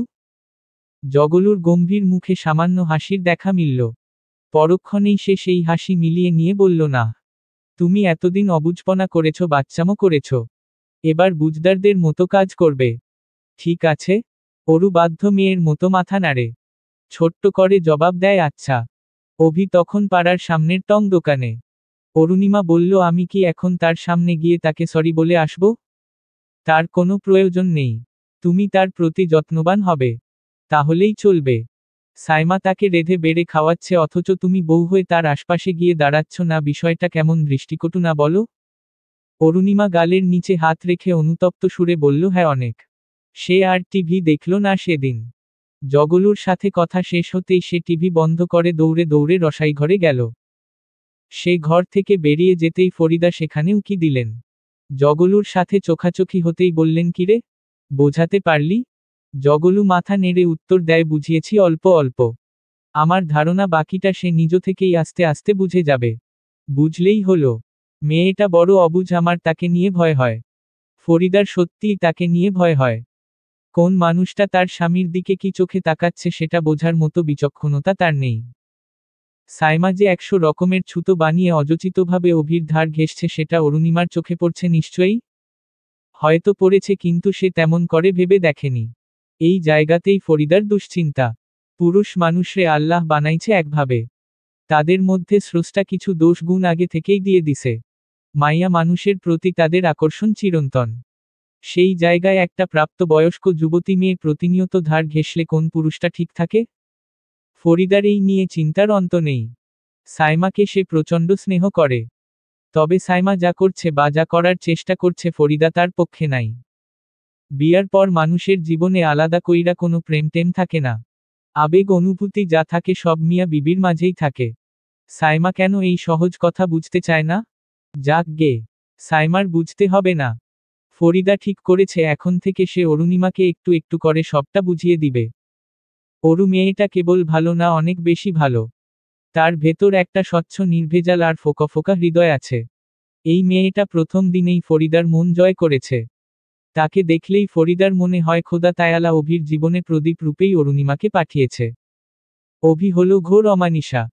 আর অরুণিমা হলো প্রভাতের সেই প্রথম আলো, যেই আলোতে সমস্ত অন্ধকার উবে যায়। প্রেম বিষয়টা অদ্ভুত। অদ্ভুত না, ঠিক কেমন যেন অন্যরকম। আমরা মুখে বলতে পারি না, লিখে প্রকাশ করতে পারি না, একে দেখাতে পারি না। তবে ভেতর থেকে ঠিকই অনুভব করতে পারি। প্রেম কি? বুকের একেবারে গহীনে উৎপন্ন হওয়া চিনচিন ব্যথা, যা আস্তে আস্তে পুরো শরীরে ছড়িয়ে যায়? নাকি অন্য কিছু? প্রেমের সংজ্ঞা কি? অকারণেই ঠোঁট ভেঙে আশাকেই প্রেম বলে নাকি? নিরুপমার জানা নেই। তবে সে এইটুক জানে তার সাথে যা হচ্ছে সেটা স্বাভাবিক কিছু না। সিদ্দিক রহমানের বড় কন্যাকে আজকাল কিছু বিষয় নিয়ে বেশ অস্থির দেখায়। সেই অস্থিরতার ছাপ তার মুখের উপর এসে পড়ে। তাকে সর্বদাই কেমন বিচলিত আর এলোমেলো মনে হয়। সে বাস্তবিক অর্থেই এলোমেলো। রাঙামাটি থেকে আগত শেষ চিঠিটা হাতে পাওয়ার পর থেকেই নিরুপমা কেমন অন্যরকম হয়ে গেছে। মনে হলো এক চিঠিতেই এক সমুদ্র পরিবর্তন তার ভেতর ঘটে গেল, অথচ নিরু টেরও পেল না। এই নিয়ে নিরুপমা খানিকটা লজ্জিত। নিরুপমা সংসার করেছে বছর দুয়েকের মতো। সময়ের হিসেবে অল্প হলেও একজনকে মন দিয়ে ভালোবাসার জন্য সেই সময়টা যথেষ্ট। 2 বছর একসাথে সংসার করার পর খুব স্বাভাবিকভাবেই দুটো মানুষ পরস্পরের প্রেমে পড়ে। কিন্তু দুর্ভাগ্যের বিষয়, নিরুপমা কোনোদিন রাহাতের প্রেমে পড়েনি। রাহাত বিয়ের দিন রাতেই কথায় কথায় নিরুপমাদের আর্থিক অবস্থার প্রসঙ্গ টেনে আনল। নিরুর মনে হলো শুধুমাত্র খোঁচা দেওয়ার জন্যই সে এই প্রসঙ্গ টেনে এনেছে। স্বামীকে নিয়ে নিরুপমার মন জুড়ে যেই প্রজাপতিরা ডানা মেলার আয়োজন করছিল রাহাতের সাথে 3-4 দিন সংসার করার পর সেগুলো তাদের ডানা হারিয়ে ধপাস করে মাটিতে গিয়ে পড়ল। তারপর নিরু আর কখনো উড়তে শেখার স্বপ্ন দেখেনি।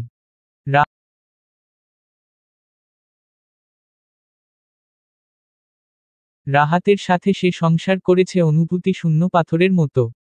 রাহাত নিজের দাবি নিয়ে তার কাছে আসতো, সে বিনা বাক্যে রাহাতের কাছে নিজের সবটা উন্মুক্ত করত। সে কোনোদিন রাহাতকে বাধা দেয়নি। দিতে ইচ্ছে হয়নি। নিরুপমা তখন স্রেফ একটা পাথর। রাহাত কাছে আসুক বা দূরে যাক, নিরুপমার মধ্যে বিশেষ কোনো অনুভূতির সঞ্চার হতো না।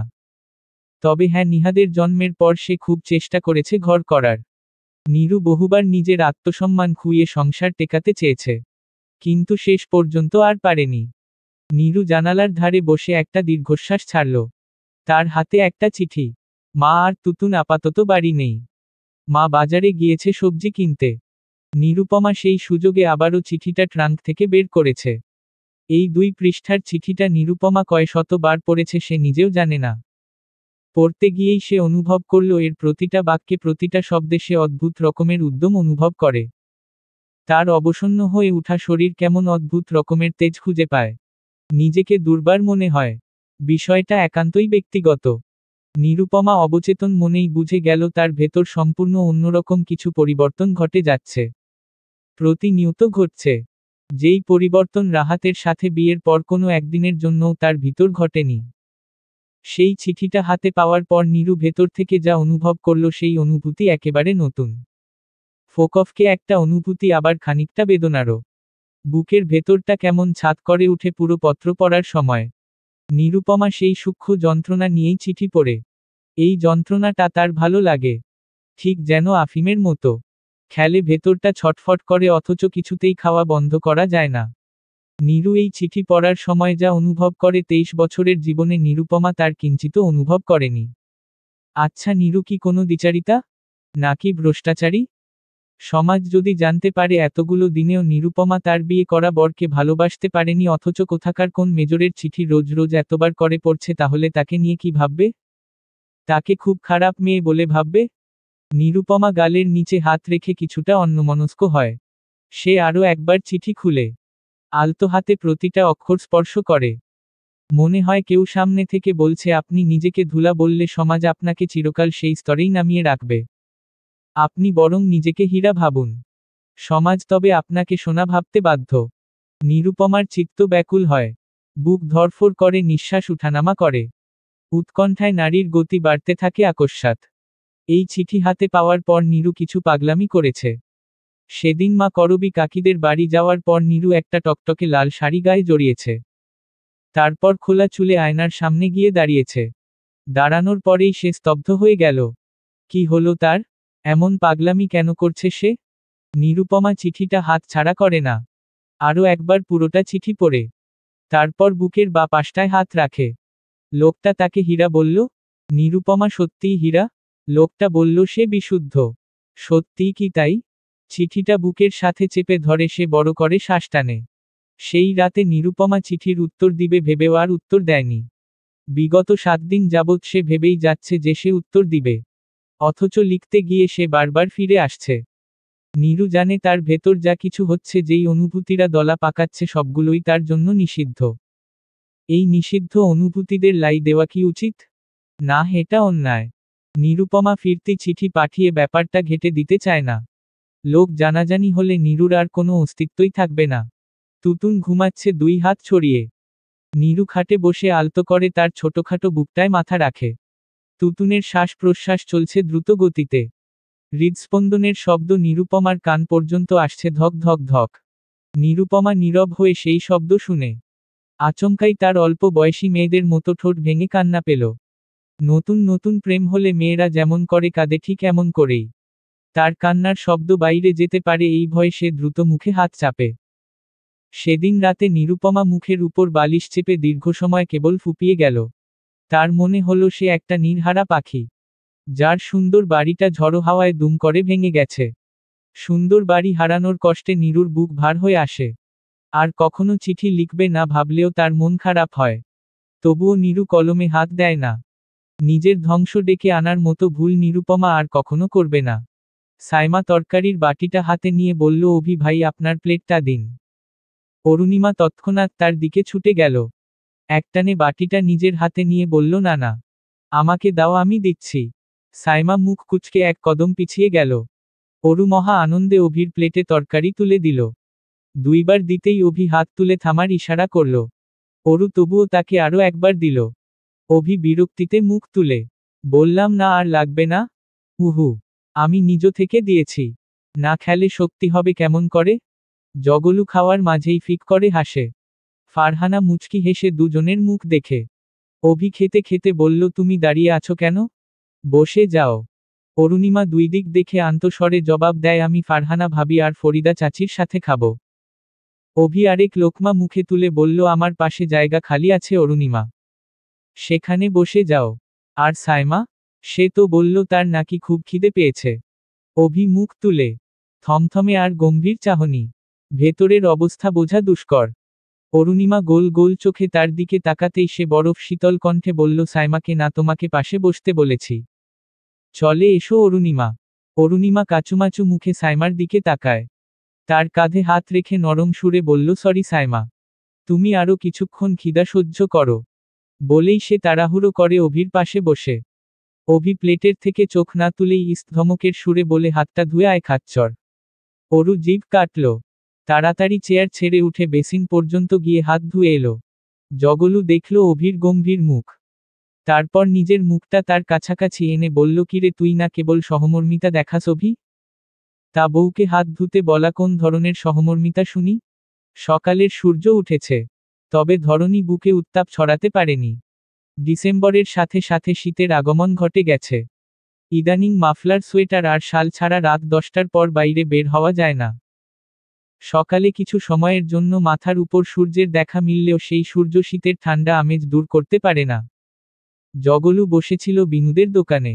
মস্তক নুয়ানো পায়ের কালো ফিতার জুতোর দিকে তার নজর আটকে আছে।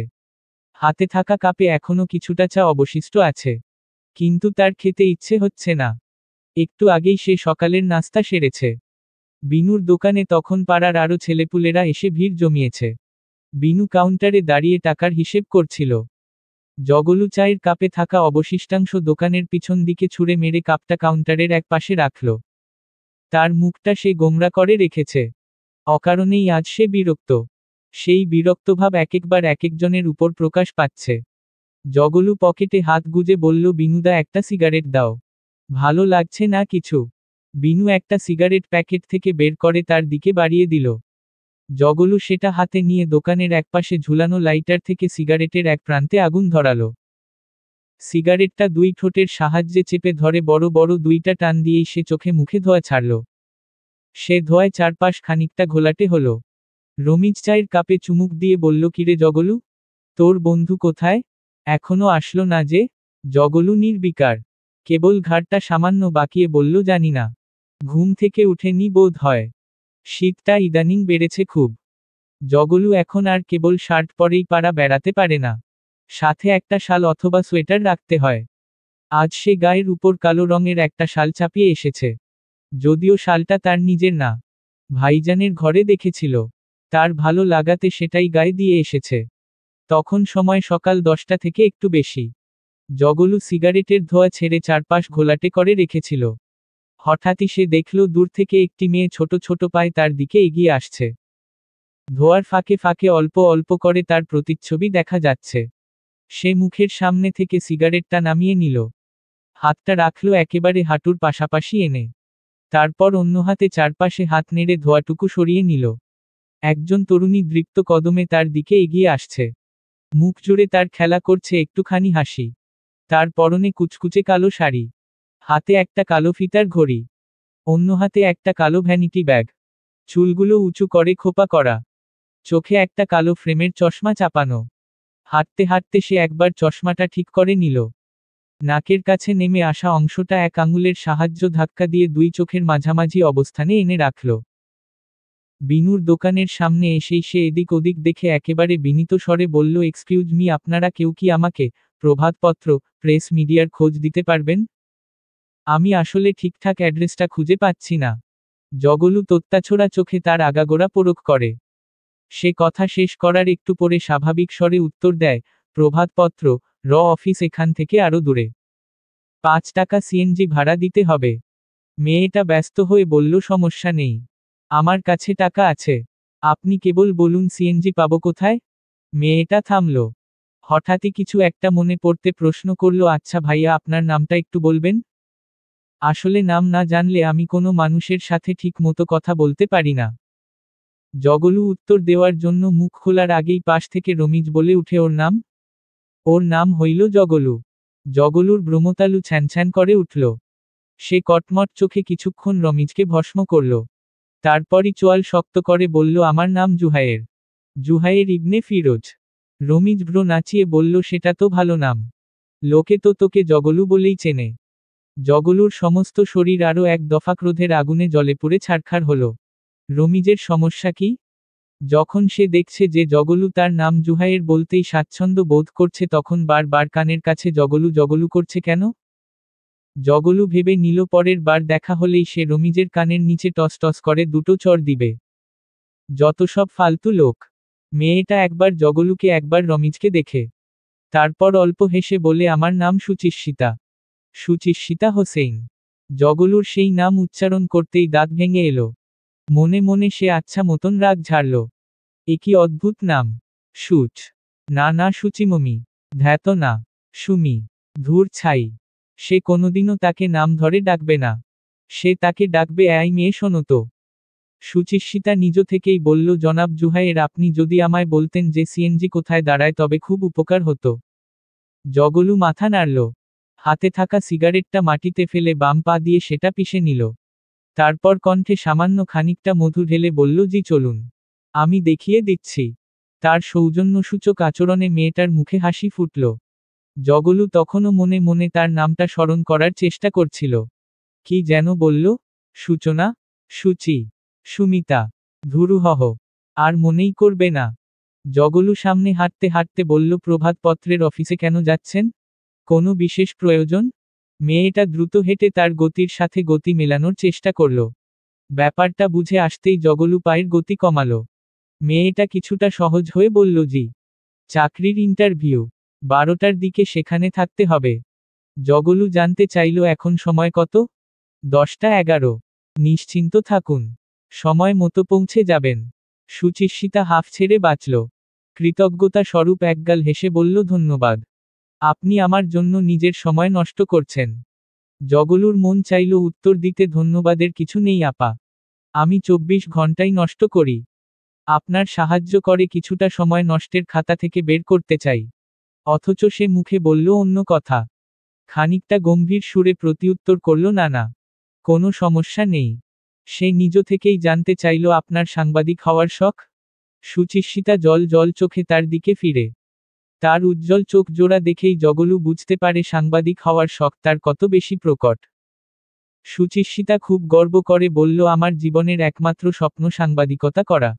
আমি খুব ভালো সাংবাদিক হতে চাই জুহায়ের। আপনি আমার জন্য দোয়া করবেন। জগলু একগাল হাসল। গাঢ় স্বরে উত্তর দিল, জি অবশ্যই। আমি দোয়া করছি আজকের ইন্টারভিউ আপনার ভালো হোক। আর আপনি এই চাকরিটা পেয়ে যান। সুচিস্মিতা আগের মতো করেই হাসে।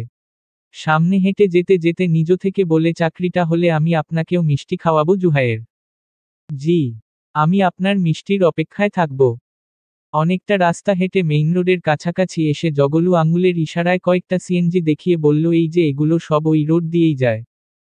আপনি এগুলোতে করে যেতে পারবেন। গিয়ে বলবেন প্রভাতপত্রের সামনে নামিয়ে দিতে। তাহলেই হবে।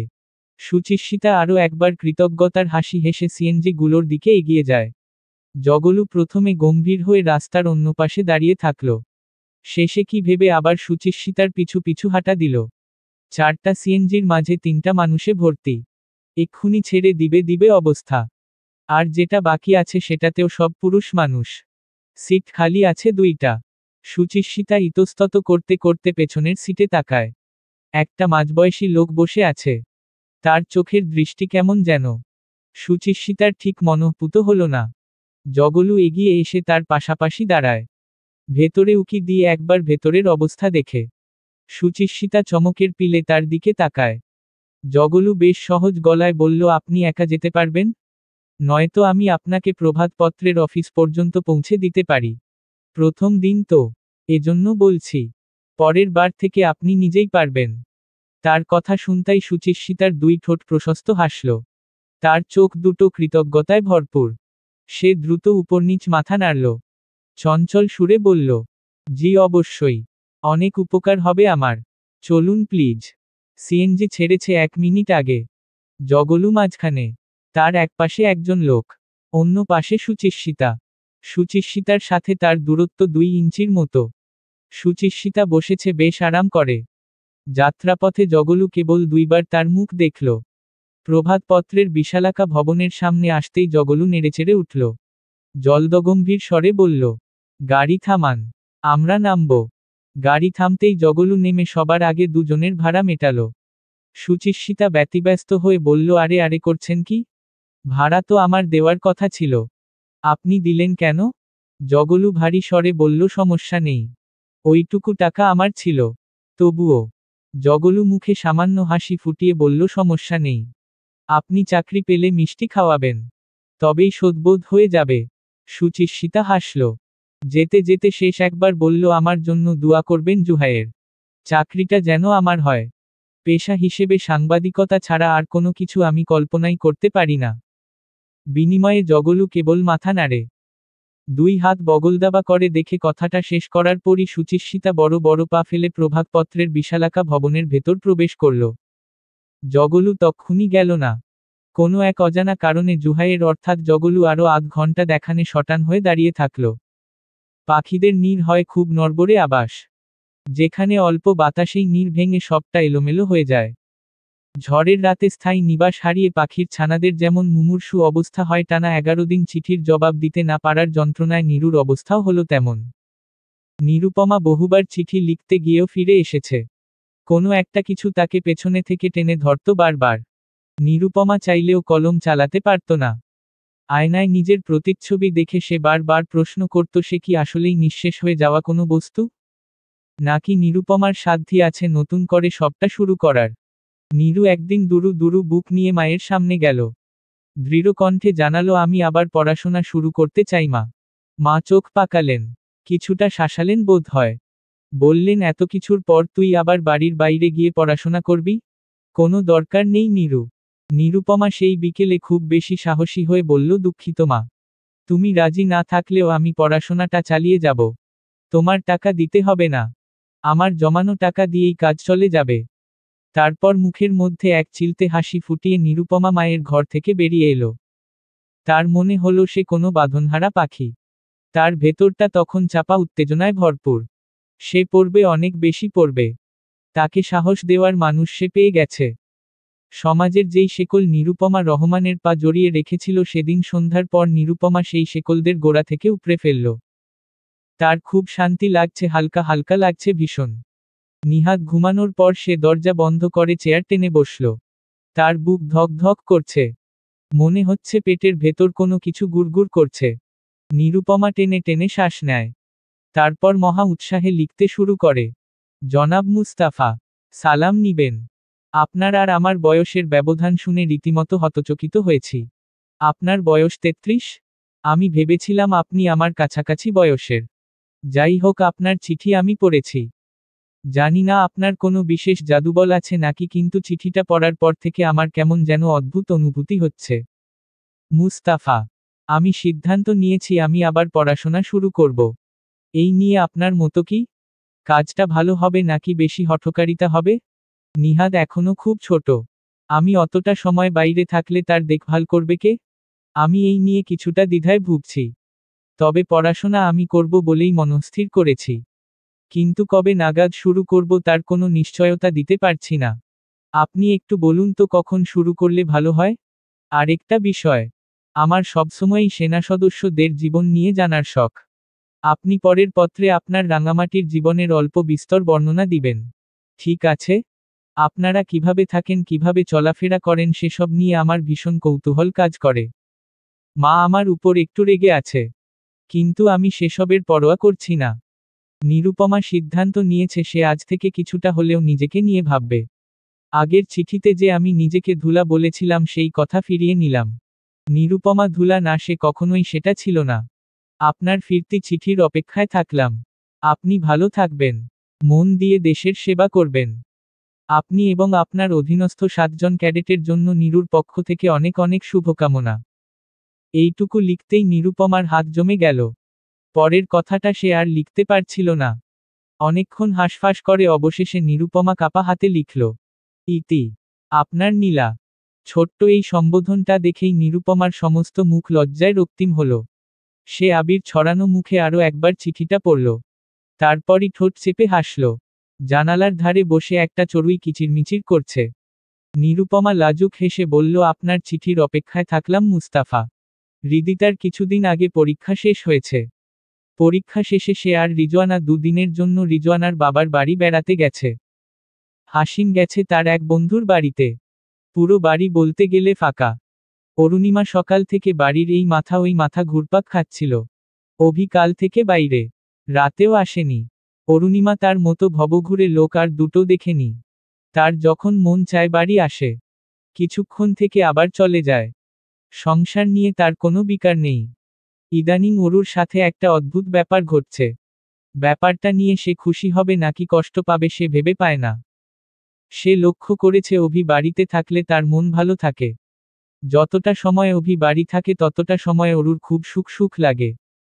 মনে হয় চাপা একটা আনন্দ তার সমস্ত শরীরে দৌড়ে বেড়াচ্ছে। কিন্তু অভি চলে গেলেই চিনচিন কষ্টে তার সমস্ত শরীর বিষিয়ে ওঠে। অভি যে তার সাথে খুব একটা কথা বলে তা না, কিন্তু যেইটুকুই বলে অরুর বড় ভালো লাগে। অভি সামনে এলেই তার মনে হয় সে আসলে বাড়ির ভেতর কোনো ঘরে নেই। সে আছে ফুলে ফুলে ভরা একটা বাগানে, যেখানে প্রজাপতিরা উড়ে বেড়াচ্ছে, পাখিরা কিচিরমিচির করে গান গাইছে, আর অভি মুখভর্তি হাসি নিয়ে তার সামনে দাঁড়িয়ে আছে। অরুর কল্পনা কল্পনায় থেকে যায়। না তার পাশ দিয়ে প্রজাপতি উড়ে আর না অভি তাকে দেখে হাসে। কি কষ্টের কথা! সেদিন বিকেলে জাহানারা তাকে তার ঘরে ডেকে পাঠালেন। অরু চুপচাপ তার ঘরে গেল। জাহানারা পান চিবুতে চিবুতে বলল, অভি দাদুভাই কোথায়? তোমার ঘরে। অরু নির্বিকার হয়ে বলল, না ছাদে। কি করে? বিড়ি খায়। জাহানারা বেগম থতমত খেলেন। এভাবে সোজাসাপটা কথা বলার কোনো মানে আছে? তিনি থম মেরে বললেন, তোমার না বর লাগে? এভাবে মানুষ বর রে নিয়া কথা কয়? অদ্ভুত ভুল কি বললাম? অরুণিমা নিজেও খানিকটা অবাক হলো। এই বাড়িতে সোজা সরল কথার কোনো দাম নাই। স্পষ্ট বাক্য এই বাড়ির মানুষ হজম করতে পারে না। ইনিয়ে বিনিয়ে বললে আবার ঠিকই সহ্য করে নেয়। অদ্ভুত ধাঁচের বাড়ি। বুড়ির সাথে তার কথা এগোয় না। সে বলার মতো কিছু পায় না। অনেক চেষ্টার পরেও সে তার সাথে ভাব জমাতে ব্যর্থ। হৃদিতা ছাড়া এই বাড়িতে অরুণিমা কারো সাথেই দুটোর বেশি তিনটে কথা বলে না। সে বসেছিল চুপচাপ, একেবারে লক্ষ্মী মেয়ের মতো। অভি এলো কিছুক্ষণ পর এক হাতে ঘাড় মালিশ করতে করতে। ঘরে ঢুকতেই সে সবার প্রথমে অরুণিমাকে দেখে, অথচ এমন ভান ধরল যেন সে তাকে একদমই দেখেনি। অরুকে পাশ কাটিয়ে সে জাহানারার সামনে গিয়ে দাঁড়ায়। ভারিক্কি স্বরে বলে, দিদান টাকা দাও, বাইরে যাব। জাহানারা বেগম চোখ পাকালেন। কাল সারারাত তুমি বাইরে ছিলে, এখন আবার বাইরে থাকবে? অভি বিরক্তিতে কপাল কুঁচকায়। হ্যাঁ, থাকবো। তোমার সমস্যা কি? টাকা দাও। জাহানারা মন খারাপ করে বললেন, টাকার জন্যই তুমি আমার কাছে আসো, নয়তো তোমার কাছে দিদানের কোনো দাম নাই। ধ্যাত দিদান, নাটক করো না তো, জলদি টাকা দাও, দেরি হচ্ছে আমার।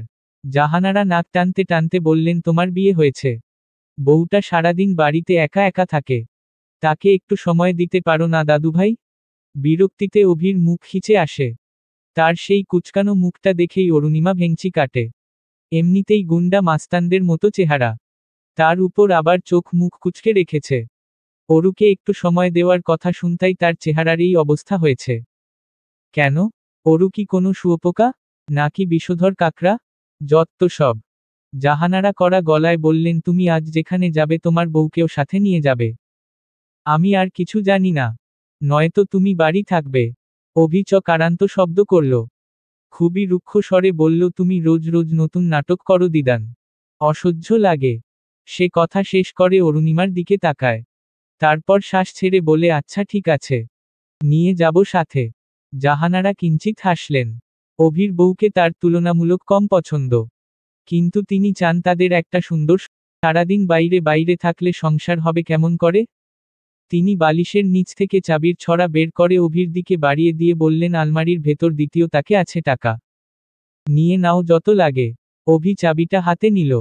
তারপর অবলীলায় হেঁটে গিয়ে আলমারি খুলে তাক থেকে টাকার বান্ডেলটা হাতে নিল। সেখান থেকে 500 টাকা বের করে জাহানারার দিকে দেখে বলল, আমার 300ই লাগতো, সাথে অরুণিমা যাচ্ছে বলে আরো 200 নিয়েছি। জাহানারা বললেন, আরো 100 নাও। অভি কথা বাড়ায় না, আরো দুটো 50 টাকার নোট বের করে আলমারি বন্ধ করে। তারপর জাহানারার কাছে চাবির ছড়া ফিরিয়ে দেয়। হঠাৎ কিছু মনে আসতেই সে পকেট হাতড়ায়। তারপর 2 পাতা ঔষধ বের করে জাহানারার দিকে এগিয়ে দেয়। তার চোখে মুখে আগের মতোই রাজ্যের বিরক্তি।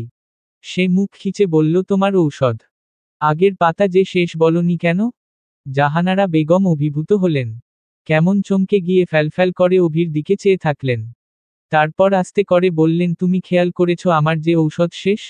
খেয়াল করিনি। টাকা খুঁজতে গিয়ে দেখলাম ঔষধের বক্স খালি। একেবারে অকপট স্বীকারোক্তি। হাসবে না করেও অরুণিমা খিলখিলিয়ে হেসে ফেলল। অভি চোখ মুখ শক্ত করে তার দিকে তাকায়। আজব তো, এই মেয়ে এইভাবে হাসে কেন? জাহানারা নিজেও হাসলেন। অথচ তার 2 চোখে ততক্ষণে পানি জমেছে। তিনি খুব যত্ন করে ঔষধের পাতা দুটো হাতের মুঠোয় নেন। তার ঘরে তো কতজনই আসে, কিন্তু কেউ তো তার ঔষধের বক্স খুলে দেখে না। যদি সে টাকার জন্যই আসতো তবে বক্সে কোন ঔষধটা আছে আর কোনটা নেই সেটা কেমন করে জানতো? জাহানারা জানে সে জেনেবুঝেই ঔষধের বাক্সে হাত দিয়েছে। সে এক অদ্ভুত কিসিমের গোয়ার লোক। নিজের অনুভূতি প্রকাশে তার ভয়াবহ কৃপণতা। যাকে সে ভালোবাসে তাকে সে সবচেয়ে বেশি অবহেলা করে। জগলু দরজা খুলেই প্রশস্ত হাসল। অরুণিমা নিজেও তাকে দেখে হাসল। অথচ অভির মুখ থমথমে। জগলুর সাথে চোখাচোখি হতেই বলল, দিদান বলল একেও যেন সাথে নিয়ে আসি। কি বিরক্তিকর বিষয়, মানা করতে পারিনি। জগলু দরজা ছেড়ে দাঁড়ালো। হাসিমুখে বলল, ভালো হয়েছে। ভালো করেছিস। আয় ভেতরে আয়। অভি ভেতরে এলো। শার্টের হাতা গুটিয়ে অরুণিমার দিকে ফিরে বলল, টিভি দেখবে? সে উপরনিচ মাথা নাড়ে। তার মুখে খুশির ঝিলিক। আজ রাতে সে এখানেই থাকবে। ভাবতেই আনন্দ হচ্ছে তার। জগলু বলল, আসো অরুণিমা। বসার ঘরে আসো। টিভি ছেড়ে দিচ্ছি। টিভি ছাড়তেই অরুণিমা চওড়া করে হাসল। মুখের খুশি খুশি ভাব বিলীন হলো না একটুও। জগলু, আমি নিজেই চ্যানেল আনতে পারবো। রিমোট দাও তুমি আমাকে। জগলু স্মিত হেসে রিমোটটা তার দিকে বাড়িয়ে দিল। অভি দাঁড়িয়েছিল খাবার ঘরের সামনে। জগলু তার কাছে যেতেই সে রুক্ষ স্বরে বলল, দেখ কেমন গা দুলিয়ে টিভি দেখছে। এর বয়স কি 10 নাকি 15? এমন বাচ্চা বাচ্চা কাজ কেন করে সে? জগলু উত্তরে শুধু হাসে। অভির মুখটা থমথমে। অরুর উপর সে বিরক্ত। অথচ জগলুর মনে হলো এই বিরক্তির মাঝেও বিশেষ কিছু ছিল। অভি তো তার বিরক্তির ভাগও যাকে তাকে দেয় না। অরুণিমাকে কেন দিচ্ছে? সে ছাদের সিঁড়িটার দিকে এগিয়ে যায়। যেতে যেতে বলে, উপরে আয়। ছাদে দাঁড়িয়ে কথা বলবো।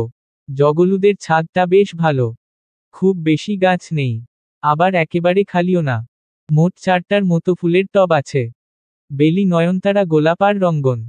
দূর থেকে দেখতে ভালো দেখায় খুব। জগলু গিয়ে রেলিংয়ে পা ঝুলিয়ে বসল। অভি দাঁড়ালো কার্নিশ ঘেঁষে। পকেটে সিগারেটের প্যাকেট ছিল। একটা সিগারেট বের করেই জগলুকে দেখে বলল, লাইটার দে। জগলু বুক পকেট হাতড়ায়। লাইটার পেতেই সেটা অভির সম্মুখে এগিয়ে দেয়। অভি সিগারেটের এক প্রান্তে আগুন ধরিয়ে বড় করে টান দিল। তার সিগারেটের ধোঁয়ায় চারদিক ঝাপসা হয়ে উঠছে। জগলু আনমনে হাসে। একবার কেশে নিয়ে বলে, সাইমা আজ সকালে বাড়ি এসেছিল তোর খোঁজে। অভির ঠোঁটের ভাঁজে তখন সিগারেট চেপে রেখেছিল আলতো করে। জগলুর কথায় কোনো বিকার দেখালো না। আচরণে বোঝালো এতে আশ্চর্য হওয়ার কিছু নেই। জগলু রয় সয় বলল, সাইমার বুঝজ্ঞান কম। আশা করি ধীরে ধীরে ব্যাপারটা বুঝে যাবে। অভি মুখ থেকে সিগারেট সরায়। ফালা ফালা ধোয়া আকাশের দিকে ছেড়ে দিয়ে বলে, শালা মেয়ে মানুষ কি দেখে প্রেমে পড়ে কে জানে। এদের রুচি জঘন্য। তোকে পছন্দ করে বলে এই কথা বলছিস? অভি দীর্ঘশ্বাসে পরিবেশ ভারী করল। ঘুরে গিয়ে রেলিংয়ে ঠেস দিয়ে দাঁড়ালো। ছাদের দরজায় চোখ রেখে বলল, সেটা মুখ্য বিষয় না। মুখ্য বিষয় হলো আমার বিয়ে। সাইমা জানে আমার বিয়ে হয়েছে। তারপরেও এই দরদ আমার অসহ্য লাগে। জগলু ভ্রু তুলে বলল, তুই ইচ্ছে করে সাইমার সামনে অরুণিমার সাথে বেশি ভালো ব্যবহার করিস, তাই না? অভি হাসল। তাচ্ছিল্য করে হাসা যেটাকে বলে। তারপর ঘাড় কাত করে জগলুকে দেখে বলল, তবুও তো পিছু ছাড়ছে না। অভি ভাই করে হেদিয়ে মরছে। জগলুর হাসি পেল আচানক। অভি মুখ শক্ত করে বলল, হাসবি না। কৌতুক করিনি। জগলু মুখে আঙুল চেপে বলল, আচ্ছা ঠিক আছে। অভি নিঃশ্বাস ছাড়ে শব্দ করে। মাথাটা সামান্য উপরে তুলে আকাশ দেখতে দেখতে বলে, নিষিদ্ধ জিনিসের প্রতি মানুষের তীব্র আকর্ষণ। মেয়েদের বোধ হয় একটু বেশিই। যেমনটা সাইমার সাথে হচ্ছে, যেমনটা সৃজনীর সাথে হচ্ছে। জগলু বলল, সবটা বুঝেও এমন নির্বিকার থাকিস কেমন করে? অভি তার কথার জবাব দিল, পুরোটা সিগারেট শেষ করে অবশিষ্ট অংশটা ছাদের মেঝেতে ফেলে পা দিয়ে পিষতে পিষতে বলল, আমি তো এখানে অস্থির হওয়ার মতো কিছু খুঁজে পাচ্ছি না। তারা জেনে বুঝে অগ্নিকুণ্ডে ঝাঁপ দিচ্ছে, নিজেরাই পুড়ছে, নিজেরাই ভস্ম হয়ে ছাই হচ্ছে, তারপরেও নতুন করে কয়লা হওয়ার প্রস্তুতি নিচ্ছে। এতে আমার কি করার আছে? আমি তাদের আমন্ত্রণ জানাইনি। অভির কণ্ঠ থেমে এলো, একটু নেড়ে চেড়ে উঠে বরফ শীতল গলায় বলল, আমি তাদের সসম্মানে মুক্তি দিয়েছি। আমার ধার ঘেঁষার আমাকে নিয়ে স্বপ্ন দেখার সমস্ত পথ বন্ধ করে দিয়েছি। এরপরেও কে আমায় নিয়ে কি ভাবছে তার দায় আমার না। বড় কঠিন কঠিন কথা। জগলু আর কথা বাড়ায় না। অভিকে একটু গম্ভীর দেখাচ্ছে। সে এমনই, হঠাৎই কেমন অন্যমনস্ক হয়ে উঠে। কিছুক্ষণ ছাদে থেকে সে গা ঝাড়া দিয়ে বলল, নিচে চল। চাদর আনিনি সাথে, শীত শীত করছে। জগলুদের বাড়িতে একটা টেলিফোন ছিল, কালো আর সোনালি রঙের সুন্দর একটা টেলিফোন।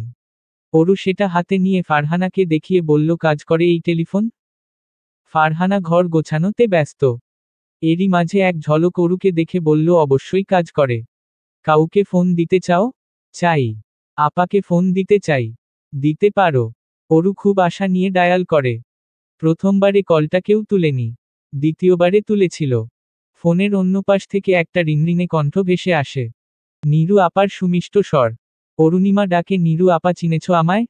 নিরুপমার কণ্ঠে চাঞ্চল্যে এলো হঠাৎ, যেন ঝিমিয়ে পড়া কোনো কিছু ঘুম থেকে জেগে উঠল। নীরু ফোনটা কানের সাথে চেপে ধরে বলল, অরু কেমন আছিস তুই? ভালো। তুমি কেমন আছো? মা কেমন আছে? আর আমার তুতুন, সে কেমন আছে? জড়ানো স্বরটা থেমে থেমে জবাব দেয়, আছে। সবাই ভালো আছে। অভি তখন মাত্রই ছাদ থেকে নেমেছে। আনমনে এদিক সেদিকে দেখতেই অরুণিমার দিকে তার চোখ পড়ল। সে লাল নীল শতরঞ্জিতে বসেছিল, অভির দিকে পিঠ করা, মুখ দেখা যাচ্ছিল না। টেলিফোন দেখে অভি বুঝল কারো সাথে কথা বলছে। সে এগিয়ে গেল নিঃশব্দে। অরু বলল, আপা, আমার কিন্তু তোমার কাছে একটা জিনিস চাই। কি? অরুণিমার কণ্ঠে বেদনার ছাপ। সেই কণ্ঠে আরেকটু দুঃখ মিশিয়ে বলল, জানো আপা, রিদির পরীক্ষা শেষে সবাই মেলায় গিয়েছিল। কত রকমের জিনিস কিনেছে, সবার জন্য উপহারও এনেছে। সৃজনী, তিয়াশা সবার জন্য কিছু না কিছু এনেছে। তারা সবাই কত সুন্দর সুন্দর নূপুর কিনেছে। কিন্তু আমার জন্য কিচ্ছু আনেনি। আমি খুব কষ্ট পেয়েছি আপা। আমাকেও এক জোড়া নূপুর দিত। তাতে কি তাদের খুব বেশি খরচা হতো? তারা সবাই সেগুলো নেড়েচেড়ে দেখছিল। আমার বুকে খুব লেগেছে আপা। তুমি তোমার জমানো টাকা থেকে আমায় এক জোড়া নূপুর কিনে দিবে? নিরুপমার দিক থেকে জবাব এলো না। অরু অন্য পাশ থেকেই বুঝল আপা ঠোঁট কামড়ে ধরে কান্না থামাচ্ছে। অরু বলল, বলো না আপা। দিবে তো? নীরু ভাঙা স্বরে বলল, কে দিব না? অবশ্যই দিব। বাড়ি আয় সোনা। তোকে আপা 2 জোড়া নূপুর দিব। কথা দিচ্ছি। অরু আলগোছে হাসে, ছোট্ট করে বলে, আচ্ছা আপা। ধন্যবাদ। এবার বলো, আমার তুতুনের কি খবর? কথা শিখেছে সে? অভির পা দুটো মাটিতে গেঁথেছিল। সে সম্বিত ফিরে পেল আরো কিছুক্ষণ পরে। তারপরই কেমন অন্যরকম চোখে অরুণিমাকে দেখল। সে টের পেল তার প্রচণ্ড রাগ হচ্ছে। সেই রাগে তার শরীর জ্বলে যাচ্ছে। একটা চাপা ক্রোধ তার রন্ধ্রে রন্ধ্রে ছুটে গেল। সে বড় বড় পায়ে বাড়ি থেকে বেরিয়ে গেল। তার রাগ বাড়ছে তরতর করে। দমন করার উপায় অজানা। জগলু আজ বসার ঘরে তোশক বিছিয়ে ঘুমাবে। অরু আর অভি ঘুমাবে তার ঘরে। অরু খাটে বসেই হাই তুলে। অভি এখনো বাড়ি ফিরেনি। সবাই তার অপেক্ষা করছে। সে আসলে খেতে বসবে, অথচ মহাশয়ের কোনো হদিস নেই। তার অপেক্ষায় সবাই না খেয়ে বসে আছে। অভি আসলো রাত 12টা বাজার কিছু সময় পূর্বে, হাতে একটা ছোট্ট কাঠের বক্স নিয়ে। বাক্সটা বেশ ছোট, হাতের মুঠোয় জায়গা হয়ে যায় এমন। সে শোয়ার ঘরে গেল। অরুণিমা তাকে দেখতেই প্রশস্ত হাসল। অভি তাকালো গম্ভীর হয়ে। অরুর হাসি রোগ আছে। সে 24 ঘন্টা মুখে হাসি ঝুলিয়ে রাখে। মাঝে মাঝে সেই হাসিতে অভির বিরক্তি ধরে যায়। এই যেমন আজ সে অভির সাথে মহল্লার একটা দোকানে গেল। দোকানদার তাকে কি যেন জিজ্ঞেস করল। সে খুব হাসি মুখে উত্তর দিল। অভির পিত্তি জ্বলে উঠল এই দৃশ্য দেখে। দোকানের লোকের সাথে এত হেসে হেসে কথা বলার কি আছে? দোকানের লোক তার কি লাগে? সে শব্দ করে বক্সটা কাঠের আসবাবের উপর রাখল। অরুণিমা একবার সেদিকে দেখে আবার অন্যদিকে ফিরে গেল। কি যে রাগ হলো অভির, সে দাঁড়িয়ে দাঁড়িয়ে দুইবার শ্বাস নিল। তারপর বিশাল বিশাল কদমে অরুর সামনে এসে তার এক হাত তুলে বাক্সটা তার হাতে ধরিয়ে দিল। অরুণিমা তাজ্জব হয়ে বাক্সটা দেখে। এটা তাকে দিচ্ছি সে? কাঠের বাক্সের উপরের অংশ খুলতেই সীমাহীন বিস্ময়ে অরুণিমা থমকে গেল। সে মুখ হা করে আবিষ্কার করল বাক্সের ভেতর এক জোড়া রূপার নূপুর। কি সুন্দর চিকচিক করছে! সে হা হয়েই উপরে তাকায়। ঠোঁট গোল করে বলে, এগুলা কার? অভির কপাল কুঁচকানো। একটু পিছিয়ে গিয়ে বলল, তোমার। সত্যি? আমার? অভি খেয়াল করল প্রচণ্ড আনন্দে মেয়েটির দুই চোখ ঝলমল করে উঠেছে। মরিচ বাতি দিয়ে বাড়ি সাজানোর পর পুরো বাড়ি যেমন ঝলমল করে উঠে অনেকটা অমন। সে পকেটে হাত গুজে বারান্দায় গিয়ে দাঁড়ালো। অরু কতক্ষণ নূপুর দুটো হাতে নিয়ে মন ভরে দেখল। তারপর খুশিতে গদ গদ হয়ে ডাকল, হামাদ ও হামাদ, এদিকে এসো না। অভি কপালে কয়েকটা ভাঁজ রেখে তার সামনে এলো। তিতিবিরক্ত স্বরে বলল, আবার কি? অরু হাসে প্রাণবন্ত মনখোলা হাসি। পা দুটো খাটের উপর রেখে সালোয়ারটা টান দিয়ে গোড়ালি থেকে সামান্য উঁচুতে তুলে তারপর বাচ্চাদের মতো স্বরে বলে, পরিয়ে দাও হামাদ। অভি ভ্যাবাচেকা খেল। হতবিহ্বল হয়ে বলল, কি করব? অরুণিমার কণ্ঠ স্বাভাবিক। পরিয়ে দাও। পাগল নাকি? নিজেরটা নিজে পরো। উহু, আমি হুক খুলতে পারি না। তাহলে পড়তে হবে না। বাড়ি গিয়ে অন্য কাউকে নিয়ে পরিয়ে নিবে। অরু দুঃখী দুঃখী মুখে বলল, তুমি পড়ালে কি তোমার জাত যাবে? হ্যাঁ যাবে। অভি হনহনিয়ে দরজার দিকে এগিয়ে গেল। সাইমা এসে মাত্রই দুয়ারে দাঁড়িয়েছে। অভি তাকে দেখতেই থেমে গেল। তার পদযুগল স্থির হলো সহসা। 2 সেকেন্ডের ব্যবধান। তারপর অভি সাথে সাথে ঘুরে দাঁড়ালো। মুখে একটা জোরপূর্বক হাসি ফুটিয়ে অরুর দিকে এগিয়ে গেল। অরু তাকে দেখেই প্রশস্ত হাসল। একবার চোখ ঝাপটা দিয়ে বলল, তুমি কত ভালো হামাদ।